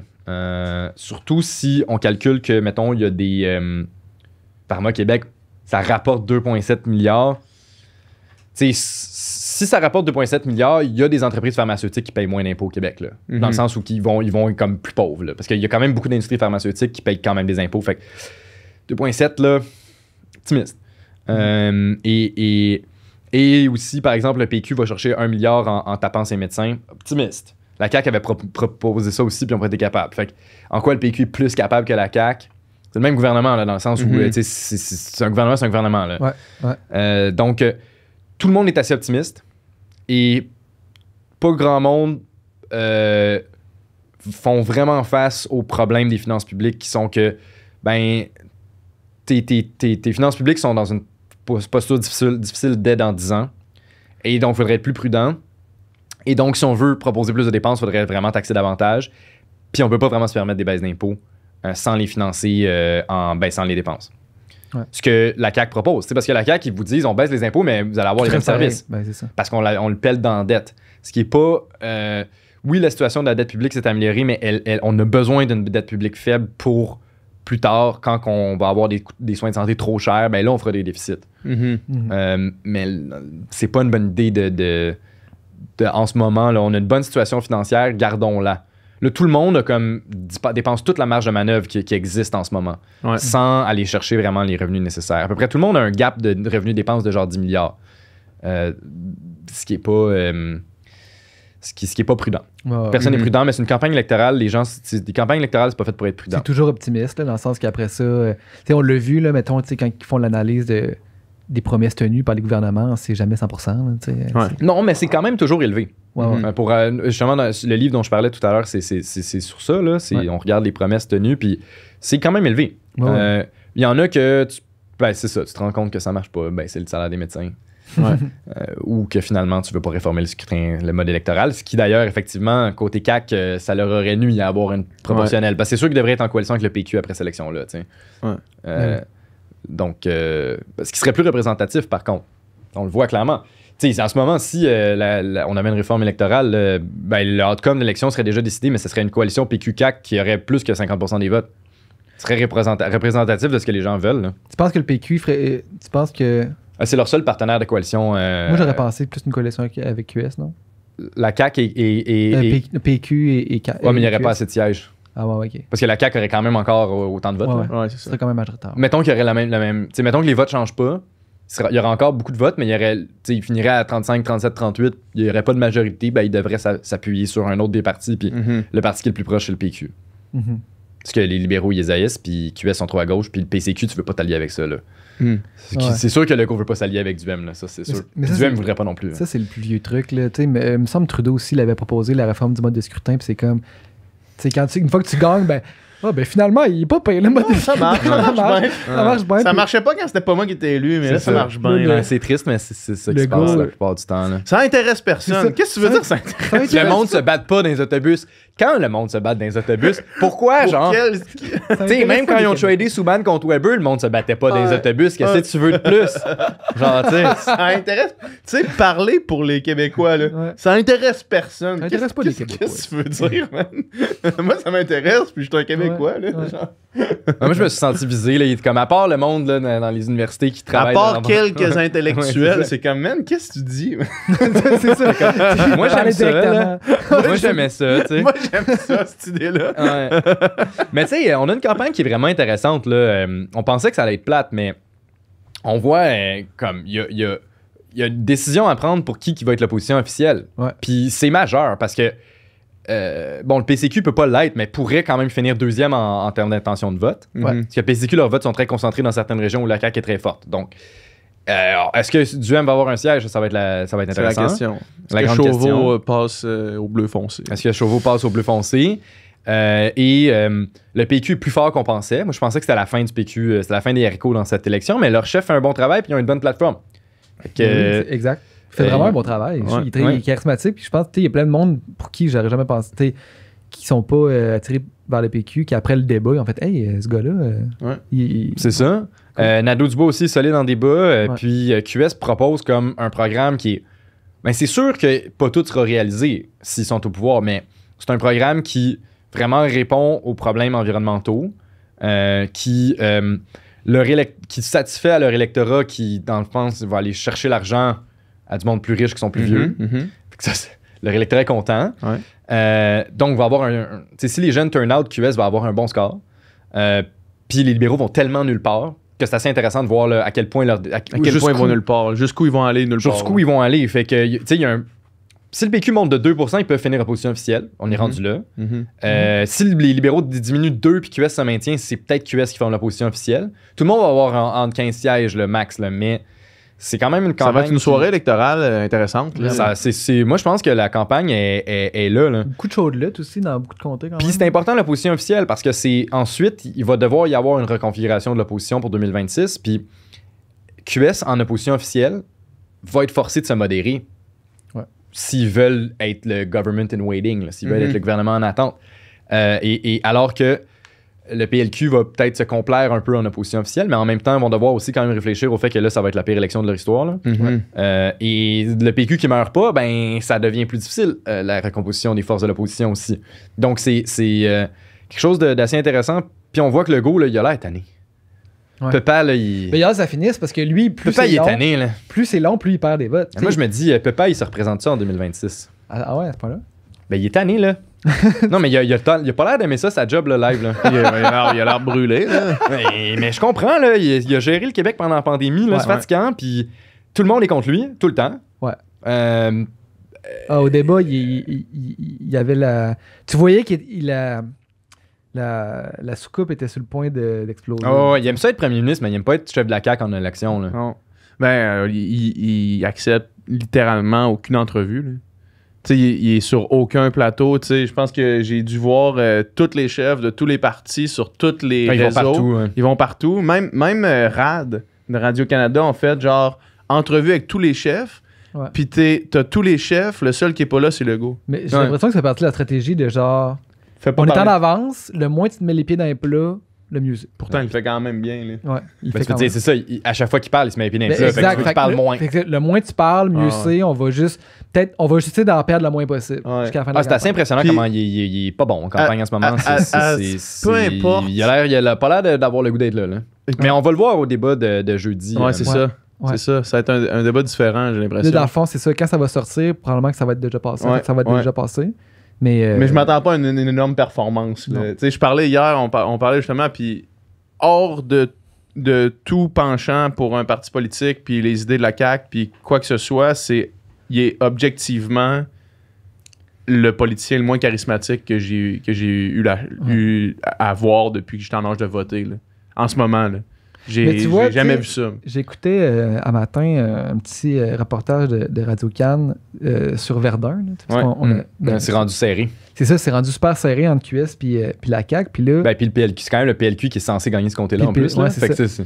Puis là, tu sais, ils font un petit vox pop. Puis tu sais, il y a un monsieur qui fait moi j'aime bien le gars, il nous ressemble, lui. Il parle à ce monde-là, c'est ça. C'est ça, il parle pas comme les intellectuels, il parle comme nous autres. Puis ça, c'est beaucoup de monde, ça, que ça rejoint. Ouais. C'est beaucoup plus de monde. C'est pas nous, mais c'est beaucoup de monde, tu sais. Ben, tu sais, au Québec, c'est souvent de même, là, dans le sens où, si tu regardes le niveau de langage de nos débats par rapport à, mettons, la France, c'est plus populaire de parler. Mais Legault, c'est vrai qu'il s'exprime pas très bien, là. Dans le sens où c'est pas qu'il fait des fautes de français, là, c'est laborieux un peu, là, son affaire. Là, il s'exprime comme un monsieur, comme un average monsieur. Là, c'est ça. Il s'exprime comme genre comme un monsieur dans un party de famille qui va dire ça c'est un plan de N-word là, mettons là, puis que là tout le monde va faire genre Daniel là, Daniel, tu peux plus dire ça, tu sais, on dirait que le gars il est comme de même là. C'est comme tu peux pas dire ça, tu sais. Puis là non mais c'est pas ça que je veux dire là, c'est l'expression. C'est comme non esti, t'es le premier ministre, genre t'es pas Daniel le mononcle. Mais c'est vrai que c'est ça fait Daniel qui fait des erreurs dans les parties de Noël. Tu peux pas dire ça en 2000. Ah non mais là rendu là, on peut plus rien dire. Chris man, qu'est-ce que tu dis là? Ouais, c'est ça, mais effectivement, mais son électorat, c'est assez fou comment il y a une division. Sûrement que vous en avez parlé déjà, probablement avec Yannick, là, les divisions d'âge. Là, ouais, on en a parlé hier. Tu sais, QS est majoritaire, c'est les jeunes votes. Ouais. Quand même, c'est seulement 80%, les jeunes c'est fou, là. Pas 80%, 80 sièges, je pense que je voyais. Là, c'est mesuré. Puis ils ont rien chez les 55 ans et plus. Genre, ils sont vraiment pas bons chez les 55 ans et plus. Puis la CAQ, c'est l'inverse. Ouais, exact. Ils sont pas si mauvais chez les jeunes, mais ils sont pas forts non plus. Ça, c'est assez intéressant à voir que... Ça, c'est pas bon pour ton potentiel de croissance comme parti. C'est là que ça va être intéressant. Moi, je pense que c'est pas... Tu sais, on a l'impression que la situation politique au Québec, c'est la domination de la CAQ ad vitam aeternam, là, mais 2026, là, c'est dans longtemps, puis il peut se passer bien des affaires. Legault va peut-être pas se représenter. Là, ça va faire une bisbille dans ce parti-là. C'est-tu plus nationaliste? C'est-tu plus fédéraliste? C'est-tu plus à gauche? C'est-tu plus à droite? C'est pas réglé. Puis, est-ce qu'il y a un leader qui va être aussi populaire? Parce que Legault a beau pas être charismatique, il est populaire. Comme vous l'avez mentionné. C'est pas réglé. Puis, est-ce que QS va prendre la position officielle de devenir plus crédible pour la classe moyenne pas jeune? À voir. Est-ce que les libéraux, au contraire, vont sortir comme un chef qui ramène le parti vers quelque chose qui est plus populaire chez les francophones? Parce que c'est sûr que s'il reste en bas de 10% chez les francophones, ça ira nulle part, cette affaire-là. Est-ce que le PQ qui se prend 15 sièges, finit la position officielle, puis finalement ressort de la tombe? Alexandre Cloutier ressort. Là, Puis est-ce que la tendance vers une radicalisation, comme on a vu aux États-Unis, va se continuer, puis que l'ascension du Parti conservateur québécois va continuer à aller de l'avant dans les prochaines années? C'est une question aussi qu'on peut se poser. Oui, ben c'est que... Puis ça, c'est intéressant, c'est qu'on peut voir que la CAQ n'a pas gouverné à droite. La CAQ a fait... Ses budgets, là, c'est très centriste, c'est proche de ce que le PQ sous Bouchard faisait. C'est un parti qui a dépensé plus, qui n'a pas vraiment baissé les impôts. Les dépenses en éducation ont augmenté vraiment de manière conséquente pendant le mandat de la CAQ. Il y a plein d'électeurs qui se disent il n'y a pas de parti de droite. Fait que les conservateurs sont ça, plus la pandémie, l'opposition aux mesures sanitaires, ça laisse de la place. Là. Moi, je trouve que c'est sain qu'ils soient là. Et ils offrent une offre politique qui est vraiment différente des autres. Ouais, ça c'est clair. C'est sûr qu'il y a 15% du monde qui pense de même. Là. C'est sûr. Ouais. Ça serait bizarre qu'il n'y en ait pas 15%. Mais ensuite, est-ce qu'ils ont beaucoup de potentiel de croissance avec un parti aussi fort au centre-droit comme la CAQ? Pas sûr de ça, moi. On suit ça de proche. Merci beaucoup. Merci à vous l'invitation. C'était super intéressant. Puis on espère que ça va éclairer nos auditeurs. Yeah. Allez voter le 3 octobre. Allez voter. C'est important. C'est très important. Surtout dans Saint-Henri, Verdun, Bourget, Laval, il y a des courses. Ouais. Des courses serrées, mais partout. Allez voter partout. Allez voter partout. Merci beaucoup. Merci à vous.